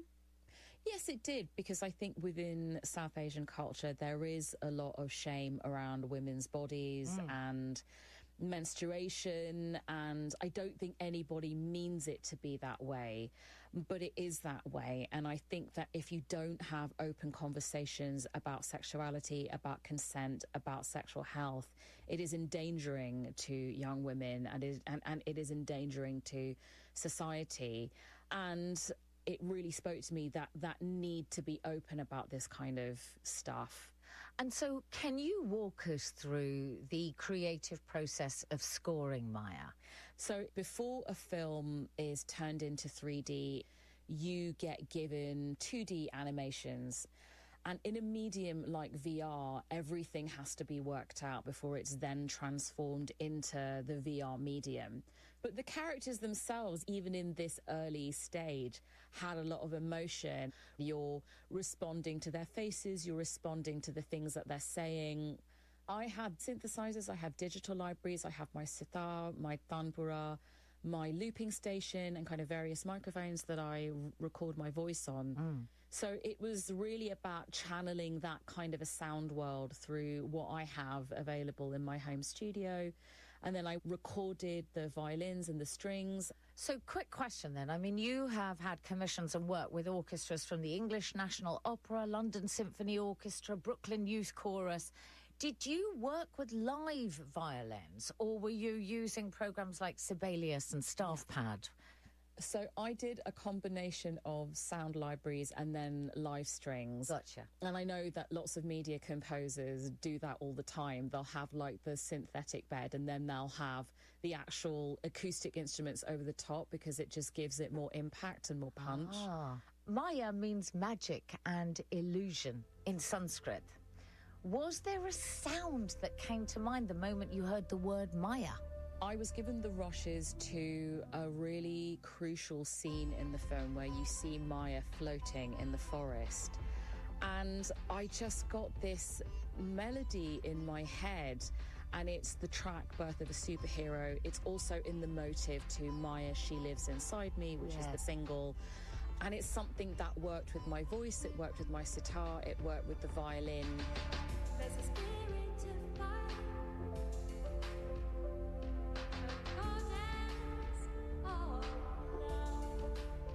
When you're listening to this, Alexandra, are you thinking, wow, I'm really looking at the journey of a musical composition like I've never thought about it before? Oh, absolutely. Yeah, I was totally just watching your face. Yeah, it's totally opening my eyes to the creative process. Because I think a lot of us just assume everybody knows what a composer does, Bishy, but we don't. Yeah, well, I'm not always sure that I know what I'm doing either. How does your Bengali heritage and Hindustani classical music, how does it shape your overall artistic voice, do you think? I think with Hindustani music, we're talking about a system of music which is 5,000 years old. So I find it incredibly grounding. And I find it humbling to understand that I'm part of a system which is so much bigger and so much older than I am. It's lasted for this incredible amount of time, and it's going to last when I'm not there. And that's something that I find really centering and really grounding. And I also think my mum is an expert in the work of Rabindranath Tagore. And I think there again, it's understanding that you're a part of a legacy. Bishy, thank you. And the album Maya, Birth of a Superhero is available now.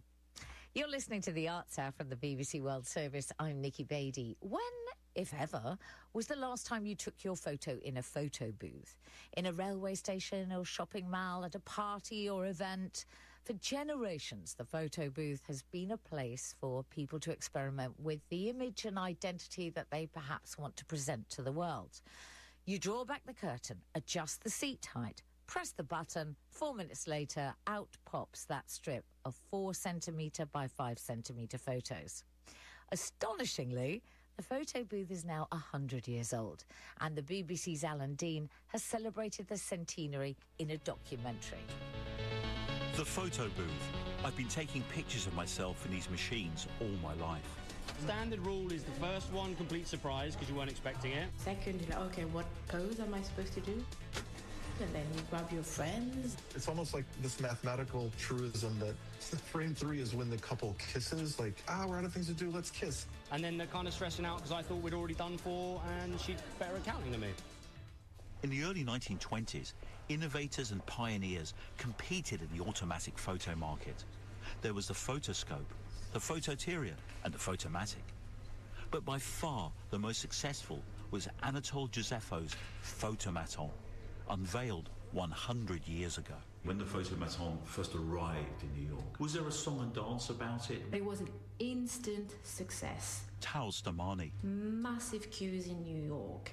And a year later, Anatole Josepho sold the patent and became a millionaire. This Russian immigrant who came to New York and became the sort of incarnation of the American dream. So you have a very rare, complete strip here from 1927. It's a single man. Sometimes he's wearing his hat, sometimes he takes it off. But I wonder what's drawn him in. It would be the same question today as why do we take selfies? Why are we so keen to perform for the camera? I was a bespectacled teenager. I didn't like wearing glasses. I was a fairly academic child, so it was very much part of my persona, but I didn't like it. But if I got in a photo booth, I could take those glasses off. I know my mum still has a photograph of my sister holding up a black Labrador. This puppy was being given away outside the school gates. My dad was cross.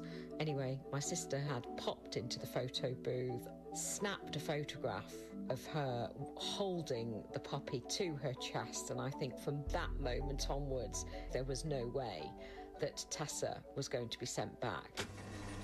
Walking around London's West End, I pop into a shop where music is spilling out from the open door.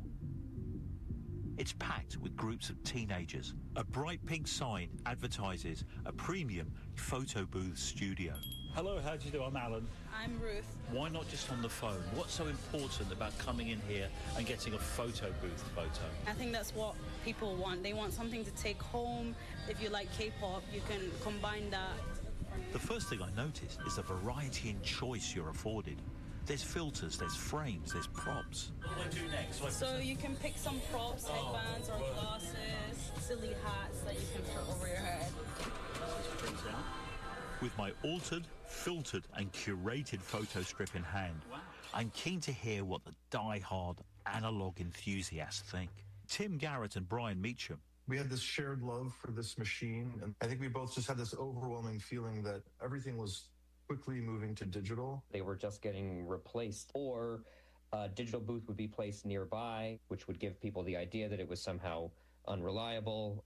We didn't like it. It sort of loses all the charm of the analog booth because the picture quality isn't great. They don't last, they fade, and they allow the subject to see a preview and delete a photo. And the inability to do those things is a key quality of the analog photo booth. It remains to be explored what about the booth has given it such staying power, particularly in a day and age where there is now a camera on every conceivable device.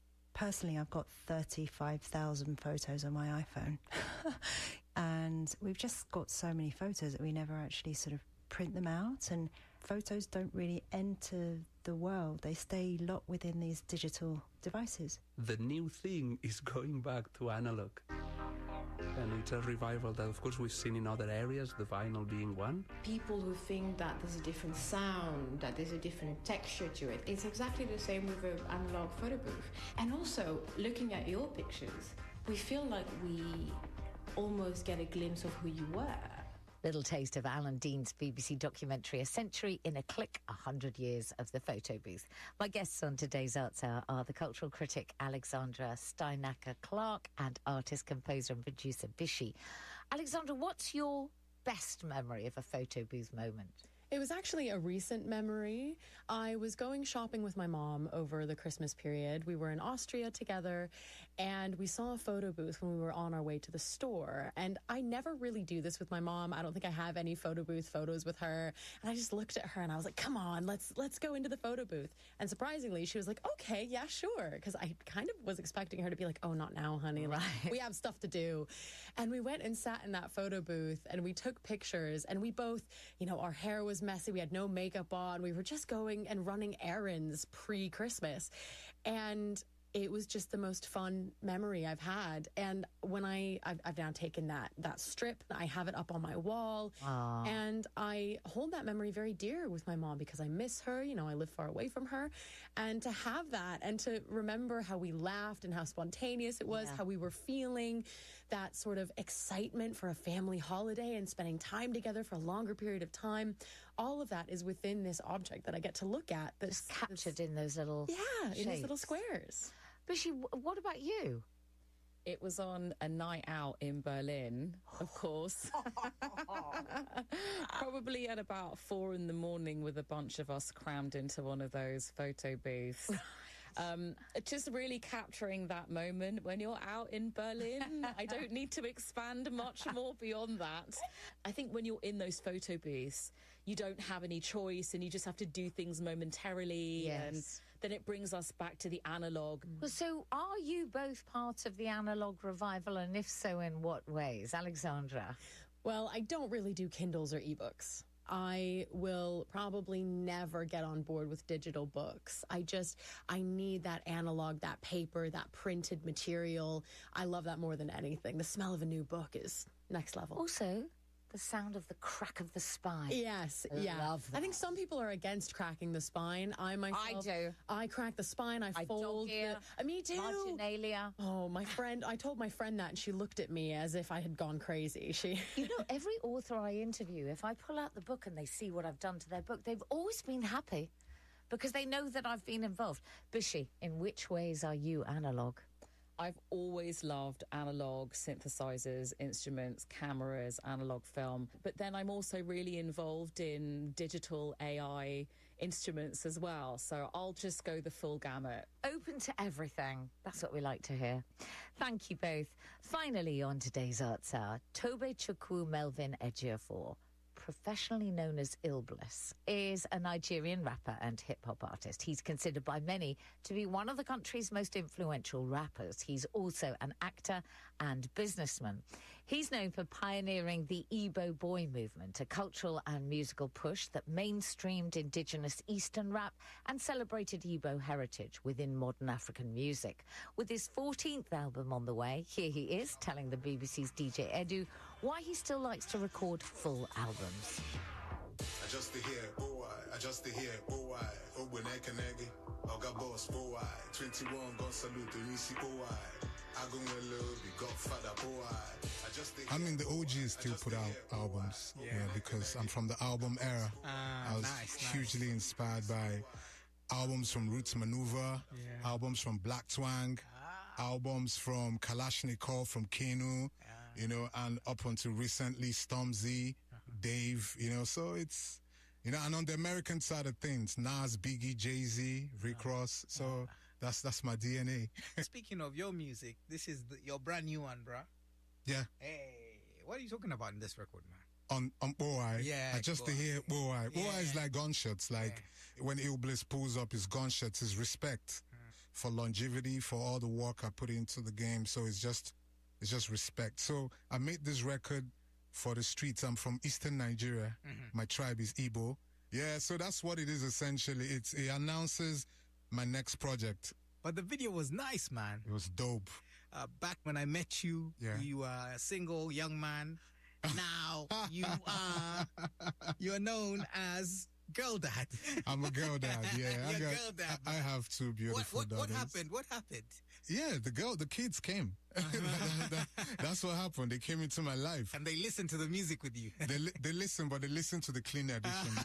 They listen. I made a promise to my wife. She called me beginning of the year and she said, babe, you know you need to stop cursing. And you know, at some point, you know, some of the most incredible MCs don't curse. I'm like, yes, I know. Okay, so this is the year. So officially, it's going to be clean henceforth. So the new album is going to be called God Made You King. God Made You King. GMYK. GMYK. Yes, that's what it's going to be called. And why that title? Is it a gospel hip hop album? No, it's not gospel, but it's reflective. It's reflective, and it just shows you where I am at this point in my life. So, yeah, that's pretty much it. The music of Illbliss. That's it for this week's Arts Hour. Thank you for your ears. And if you want to be in touch with us, you can email theartshour@bbc.co.uk. We love hearing from you. And thank you to my guests, Bishi and Alexandra Steinaker-Clark. For now, from me, Nikki Beatty, studio manager Sue Mayo, and producers Nikki Paxman and Kieran Birmingham, see you next week.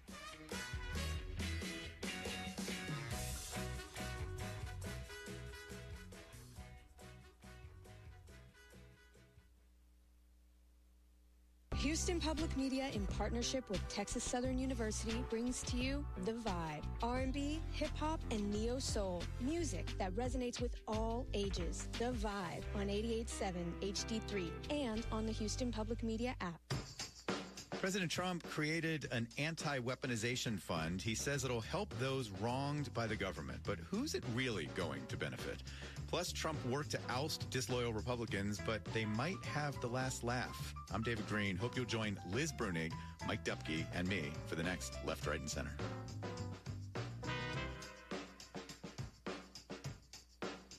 Left, Right, and Center. Sundays at 9 p.m. on News 88.7. Your NPR station, News 88.7 KUHF Houston, a service of the University of Houston. Get local and breaking news anytime at houstonpublicmedia.org.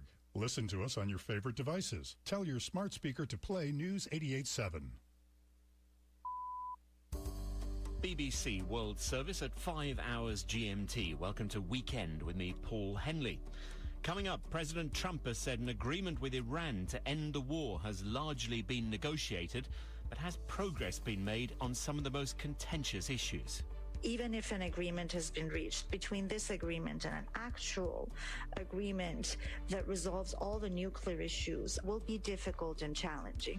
A man who opened fire near the White House in Washington has died after being shot by Secret Service agents. Also today. I'm 100% sure it's a good change to our society. A new child custody law comes into effect in Japan, and an English-language film set in Norway and directed by a Romanian has won the top award at the Cannes Film Festival in France. That's Weekend after the news.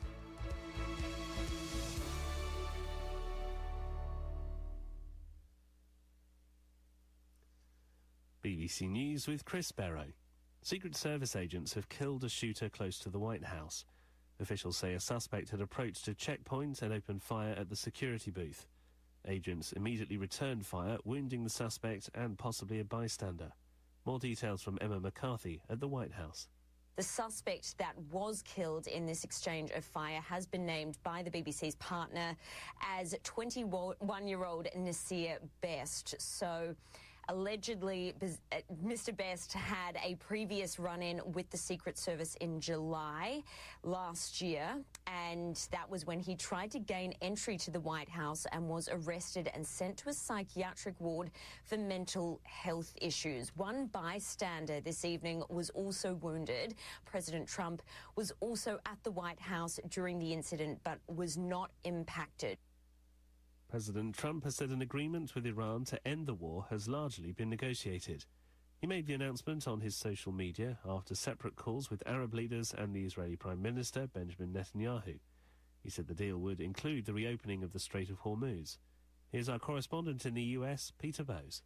Crucial to this is an agreement with Iran, and the central argument of President Trump that Iran can never get nuclear weapons. And then we've got the other issues of what's been happening over the last few weeks in the Strait of Hormuz, the fact that it has really stopped the movement of ships from around the world. It has sent crude oil prices sky high and affected fuel prices for people around the world, and especially and significantly here in the United States. All of those issues are linked, and it doesn't look as if there's any sort of finalization and total agreement with Iran.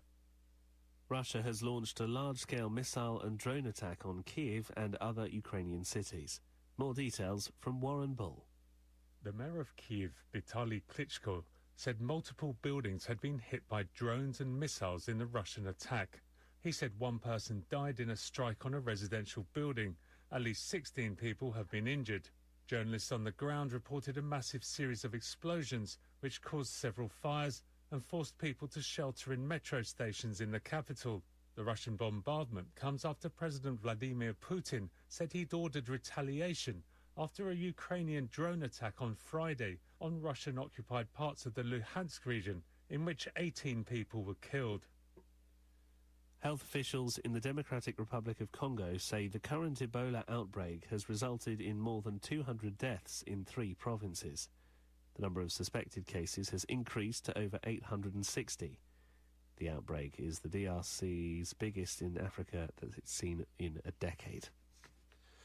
This is the latest world news from the BBC. Rescuers in northern China are continuing their search for missing miners following a gas explosion at the Liushenyu coal mine in Shanxi province. At least 82 workers were killed and more than 100 hospitalised in one of the country's worst mining disasters in over a decade. Stephen McDonnell gave us the latest from Beijing. As the search continues for any workers still trapped, robots which can detect toxic gases have been sent into parts of the Liushenyu coal mine. According to state media reports, these robots can send real-time video or use infrared thermal imagery and have an element of explosion-proof protection.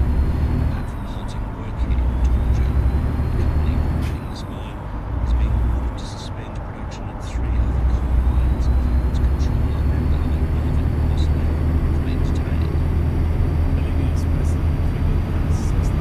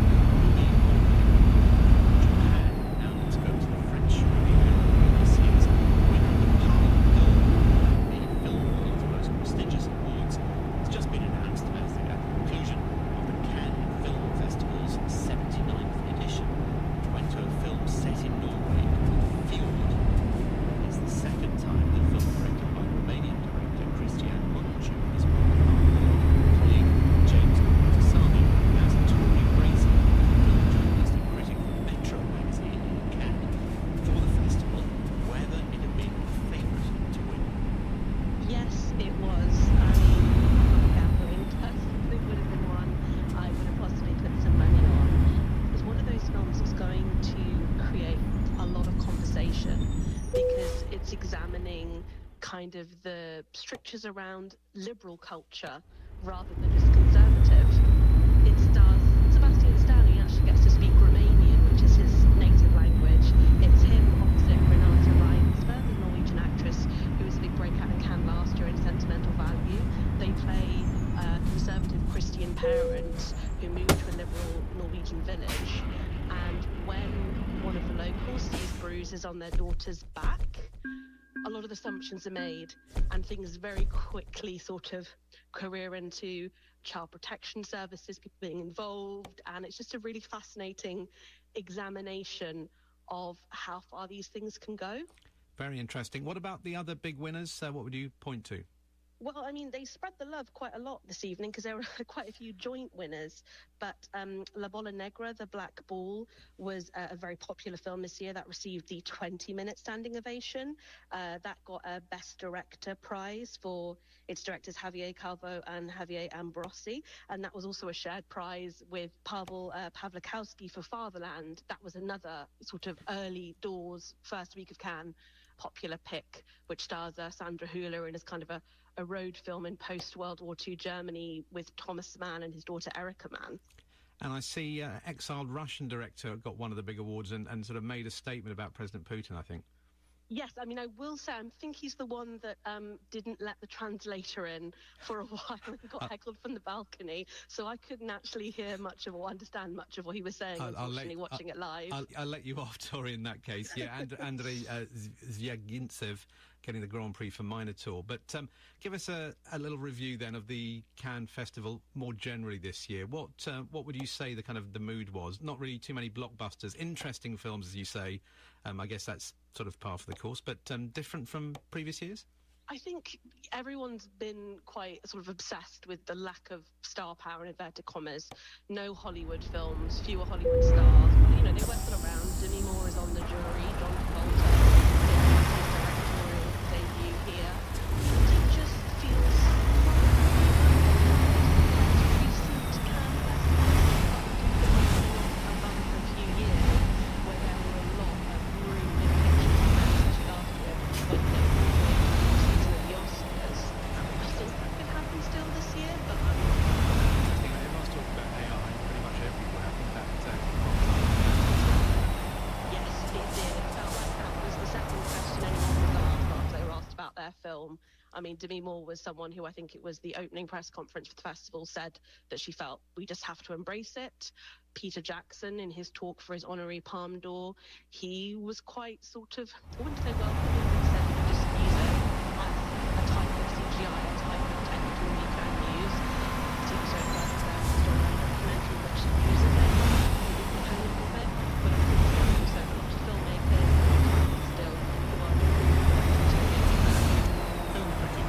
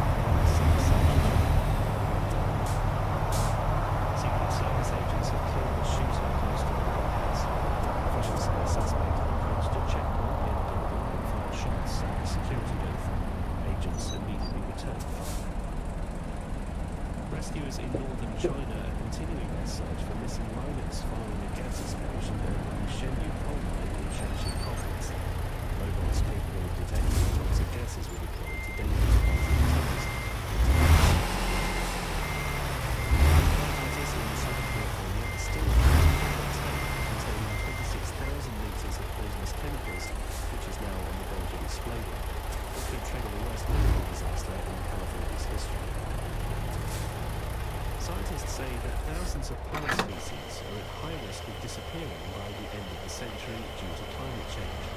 Having fewer plants means less carbon is absorbed from the air, which will make climate change even worse. In boxing, the unbeaten Ukrainian champion Alexander Usyk has retained his world heavyweight titles. Kickboxer Usyk stopped his opponent and success in boxing history. BBC News.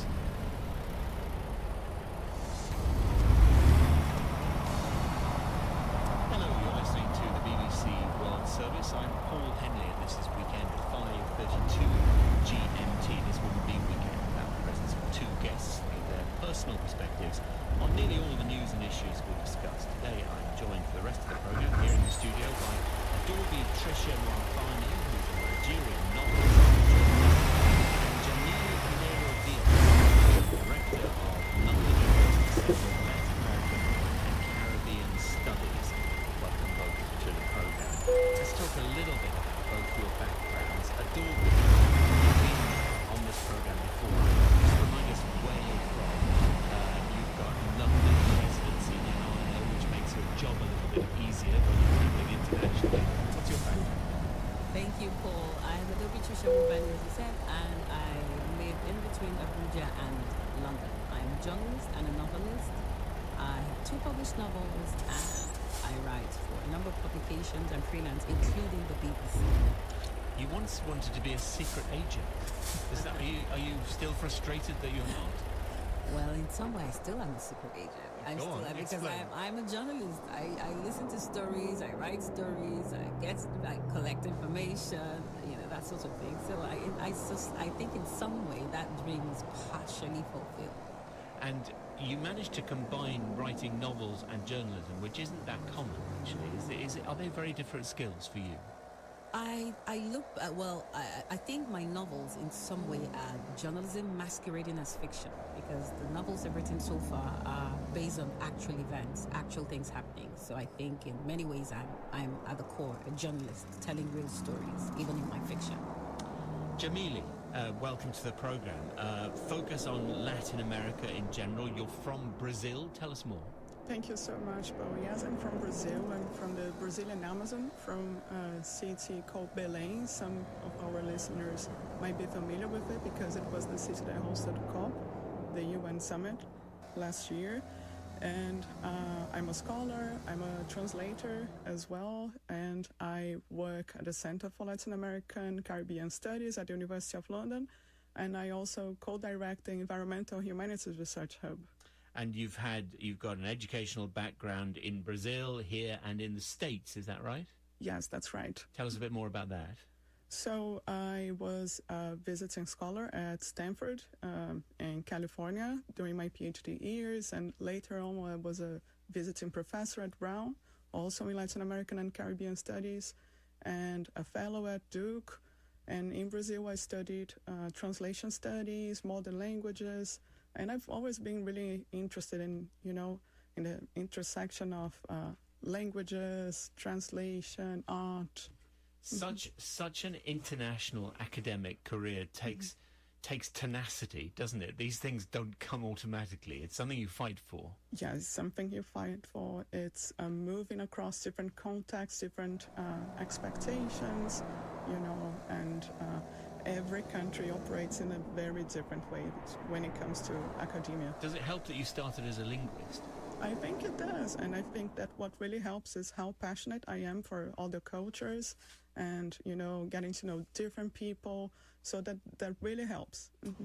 Jamili and Adorbi, many thanks. Welcome to the programme. Now, soon after the United States and Israel began their current war against Iran, President Trump talked publicly about someone from within taking over the Iranian leadership. Well, a team of reporters from the New York Times newspaper revealed last week that a specific choice of new leader had been made by the US and by Israel, and it was an unlikely choice in the form of the anti-American, anti-Israeli hardliner former President Mahmoud Ahmadinejad.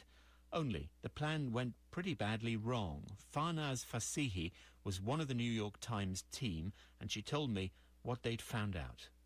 Well, To our surprise, we found that the candidate that the United States and Israel had in mind for sort of serving as a Delcy Rodriguez figure or someone from the inside that would sort of cave to the American-Israeli demands was no other than the former president Mahmoud Ahmadinejad. And this is really shocking and surprising on many fronts. One, as you mentioned, Ahmadinejad sort of was known for his very anti-American and anti-Israeli and anti-Semitic comments, denying the Holocaust ever happened, saying that Israel should be wiped off the map, questioning whether the U.S. orchestrated September 11, and a lot of controversial things he said. But also at home in Iran, his era and presidency was one of really intense crackdowns on political opponents, on dissidents, on journalists. So to think that an outcome of a war would be to reinstall someone as hardline as Ahmadinejad is really astounding. And nevertheless, Mr. Ahmadinejad appeared to be willing to go along with the plan. What changed his mind briefly? Well, we know that Ahmadinejad was an asset, if you may. We don't know how far back this relationship goes that he had with Israel, and that he was in on the plan. And the Iranian security guards or revolutionary guards that were protecting him also kind of had an eye on him and weren't really allowing him free movement. And in the early days of the war, there was an attack, Israeli attack on the building that housed his guards. And this was kind of a jailbreak, kind of an attack to free Ahmadinejad from his basically people who were monitoring him and allow him to sort of be taken away for this plan. And that plan didn't go well because, first of all, the Iranian regime did not collapse. There was sort of no major defections, and in the process he was also injured, lightly, not badly, but right now we don't know where Mr. Ahmadinejad is and who has him. Farnaz Fasihi with that slightly surprising news from the New York Times this week. Many political commentators in the US have, over the past few weeks, been discussing whether the 25th Amendment of the US Constitution could be invoked in order to remove President Trump from office. For example, the former Republican Party Congresswoman Marjorie Taylor Greene posted that thought on the social media platform X after President Trump threatened the death of Iranian civilization last month. But it should be stressed this option is difficult to invoke. It requires the most senior members of the Trump team, such as Vice President J.D. Vance, to agree that he is unfit to hold office and to decide to remove him against his will. John Feerick is Dean Emeritus and Professor at the Fordham University School of Law in New York City. He helped draft the amendment before it was incorporated into U.S. law in 1967, a few years after the assassination of President John F. Kennedy. My participation in the crafting of the amendment was as a result of an article I wrote when I graduated from law school on the subject of inability of the president. In October of '63, when the article appeared in the Fordham Law Review, I sent reprints to maybe 25 people, including the President of the United States, former Vice President Nixon. A month later, on November 22nd, 1963, President of the United States, John Kennedy, was assassinated. And it was a column that weekend on November 24th in the New York Times by Arthur Kroc, who had received a reprint of my article. And he talked about the issue of what would have happened if the president did not die but was disabled as a result of an assassin's bullet, and said it was a very good study of the subject by me in the Fordham Law Review, and that led to my being asked to educate and get involved in the process of crafting a constitutional amendment. So in your mind at the time, inability of a president meant what you described, someone who is incapacitated but not killed by an injury? In terms of inability, it would be a set of circumstances that made it practically impossible for a president to discharge his powers and duties. It could be a physical or mental inability. It could be a president was kidnapped, let's say, or a president was plane went down and was not available. So a set of circumstances that would make it important to have the British president act as Vice President during that period of time. And what do you make of a conversation among opponents of the current president when they discuss using the 25th Amendment to remove him from office? The 25th Amendment is not a tool for removing a president from office. The Constitution of the United States makes clear that removal of the president from office happens, you might say, in circumstances where there's an impeachment of a president and a decision of the United States Senate that he or she should be removed from office. And of course, the president has a 4-year term. So the 25th Amendment is not a tool, was never intended to be a tool for removing a president from office. It's dealing with what happens to executive power, providing for continuity in case the president is not able to serve temporarily because of an operation, for example, where he or she is going to be unconscious, or a situation where the president can't be reached because the plane went down, the president was kidnapped. Those are all circumstances that were discussed at the time of the 25th Amendment. Is there a mechanism for removing a president who could be proven to be insane? Any president. I'm not talking about any particular individual now. What would be necessary in such a situation, and what you described was very important to President Eisenhower, that we have a process to deal with a situation such as insanity, specifically discussed by President Eisenhower at the time that he wanted Congress to legislate an answer to your question. And what the 25th Amendment provides in response to your question is that the Vice President and a majority of what they call the cabinet equals the heads of the executive departments. If the majority of the heads of the executive departments and the Vice President declare a president disabled, the Vice President takes over immediately as the acting president. And if the president disagrees with that determination, then Congress is going to have to resolve the disagreement, and it has 21 days to do so. And in the meantime, the Vice President will continue to be the acting president.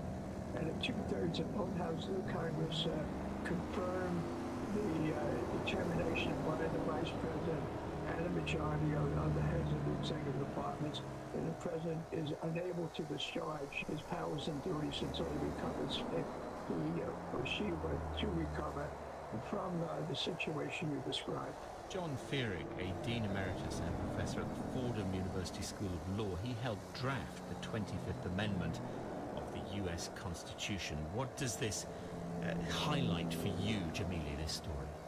So what it highlights for me is that, I think we must look at the long-term consequences of ousting an elected president using this amendment.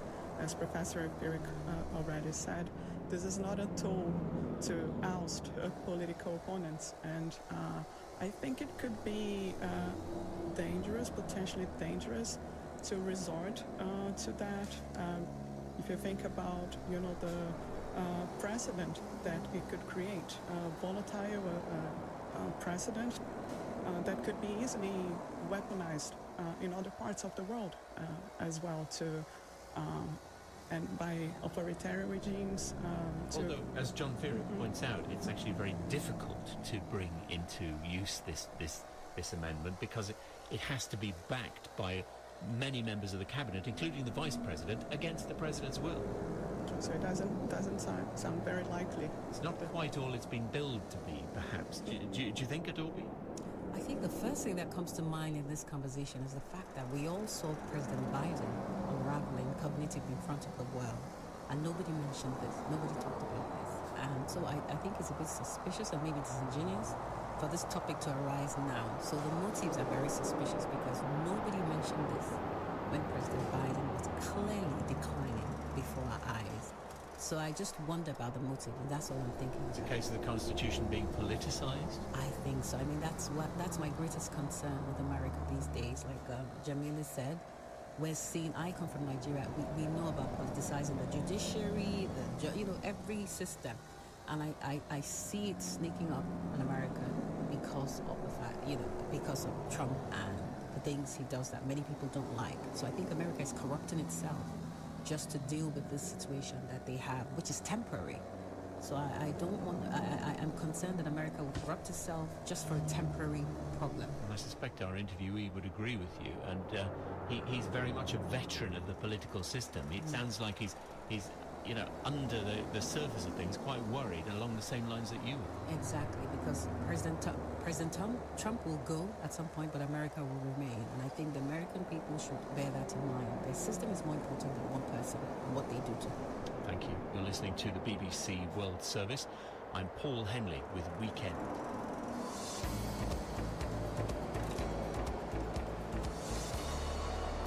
A reminder now, a couple of today's news headlines. Russia has carried out a large-scale missile and drone attack on Ukraine, firing hundreds of drones and dozens of missiles. And health officials in the Democratic Republic of Congo say the response to the current Ebola outbreak has been hindered by the ongoing armed conflict there. Many people outside the UK will assume the northwestern English city of Liverpool is the centre of the country's pop music scene, because that's where the Beatles were from. But there is another big city in the northwest that has perhaps a bigger claim to the title, and that's Manchester. Mike Pickering of Rise that M People helped to shape the city's sound in the 1980s and 1990s. He's just published a memoir called Manchester Must Dance, combining music, madness and moving on numbers. Biggest hit, which chronicles his exploits as a DJ, including at the city's famous Hacienda nightclub. It also describes his career as a songwriter, promoter, and record label inside Capitol, James Sami, who had a spark in music profession.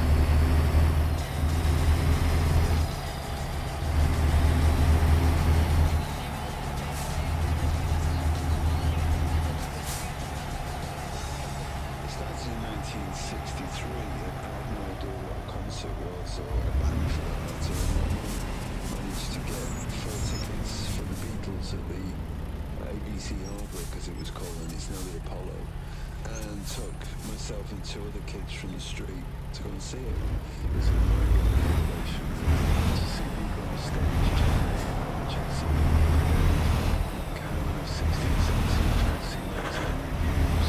It was on 1976, 77.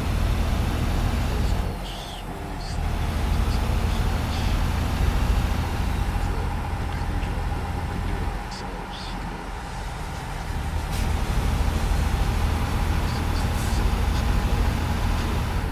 Just like us, sweet chords, monumental bass and drums, and away you go, you know. When I got to my youth club days, it was all Motown and Stax, and it was all soul. The first white artist I listened to was David Bowie, and I think that was a sign of things to come, because it was so badass, you know, to dye your hair orange and wear eye makeup, especially those days in Manchester. It was also very brave. You were in the Netherlands, I think, when you actually ended up working with Kraftwerk, who were a big influence on the Bowie. When I went to live in Holland, I was on the local crew, and I did the Kraftwerk tour, the Machine tour, which was absolutely amazing. The sound system and everything, it was mind-blowing. Yeah. So take us then a few years forward to the Hacienda and how that came about, your role. Well, while I was in Rotterdam, I started a night called Rotterdam Must Dance.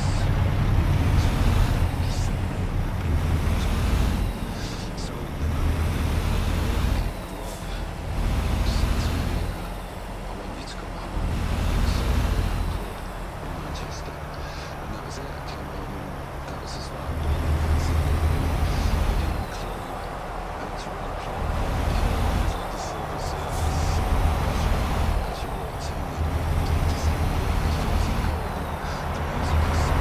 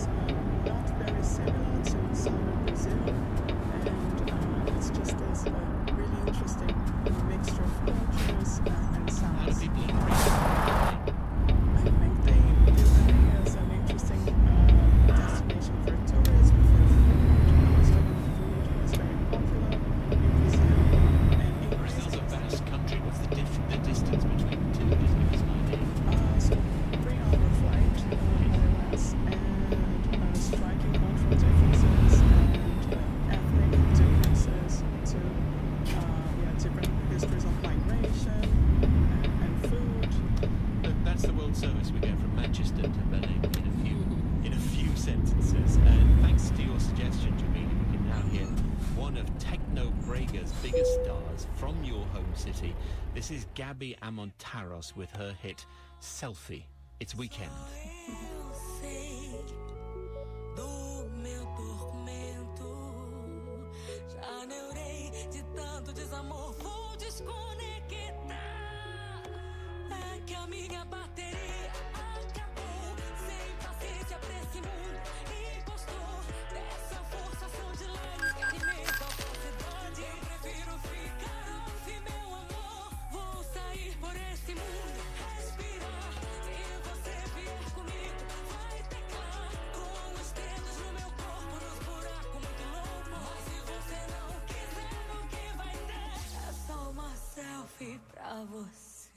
Houston Public Media is a service of the University of Houston and is supported with your gifts to the Houston Public Media Foundation.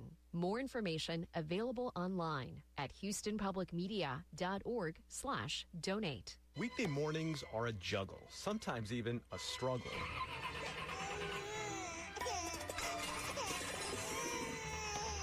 Morning Edition from NPR News eases you into your day and keeps you company through the chaos of a busy morning.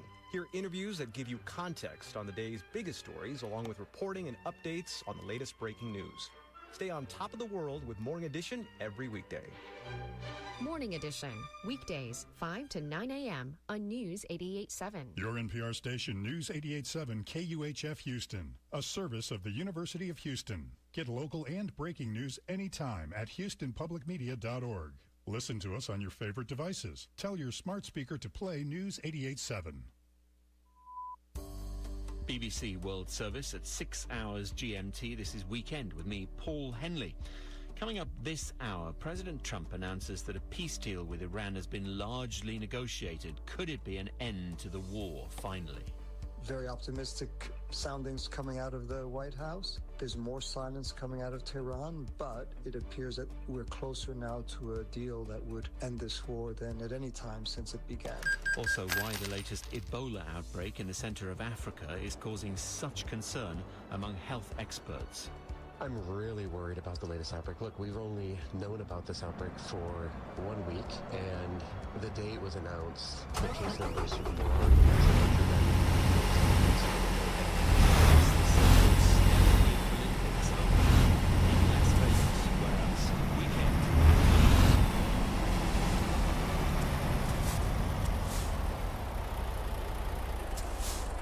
BBC News with Govinda Gill. Russia has launched a large-scale missile and drone attack on Kyiv and other Ukrainian cities. Mayor of Kyiv, Vitaly Klitschko, said at least 2 people have been killed. He said at least 44 others have been injured. This felt and sounded like one of the heaviest overnight attacks Kyiv has suffered, with repeated huge ground-shaking explosions right across the city, mixed with the buzz of Russian drones flying overhead and the heavy thud of anti-aircraft fire. Flashes of orange lit the night sky, followed by rising smoke from several directions, as well as ballistic missiles hard to shoot down. There are reports Russia used an Oreshnik, one of its most recent weapons. It carries multiple warheads and has only been used a few times before. Health officials in the Democratic Republic of Congo say the response to the current Ebola outbreak has been hindered by the ongoing armed conflict. Medical teams are unable to reach areas controlled by the M23 rebel group. More details from Richard Kagoe. The current Ebola outbreak has resulted in more than 200 deaths across 3 provinces. The M23 armed group that is at war with the Congolese government has taken control in much of South and North Kivu provinces, where cases have been confirmed hundreds of kilometers away from the epicenter in Ituri province. There are concerns that health and aid workers have not been able to reach infected people after M23 closed the main airport in Goma, forcing NGOs to access the Kivu region to Rwanda and Uganda. A spokesman for the Rebel Alliance said it is ready to work with international partners to stop this crisis. Washington and Iran are close to signing a deal to extend the current ceasefire for 60 days. US officials saying that during this time,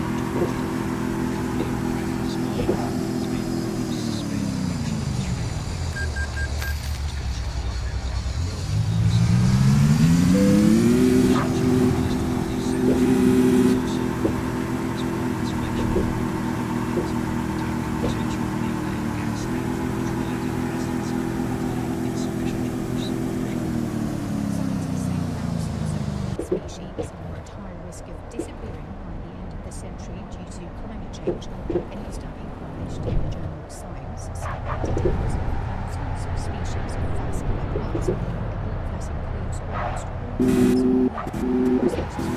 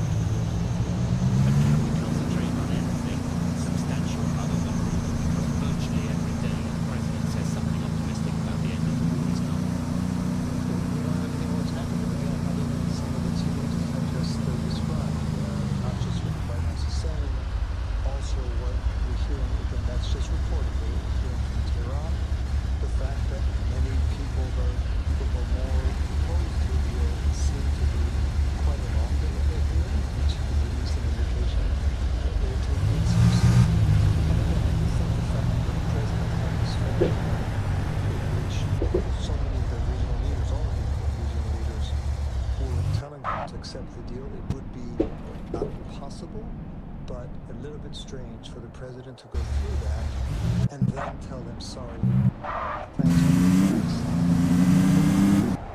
It's not completely impossible, but it would be one of a series of exceptions. So what could change? At very least, the opening of the Strait of Hormuz, that seems the bottom line for any deal. But that is a newly created or recently created problem. What about the nuclear issue? Is that still a sticking point? I think two things can be true. If the president and the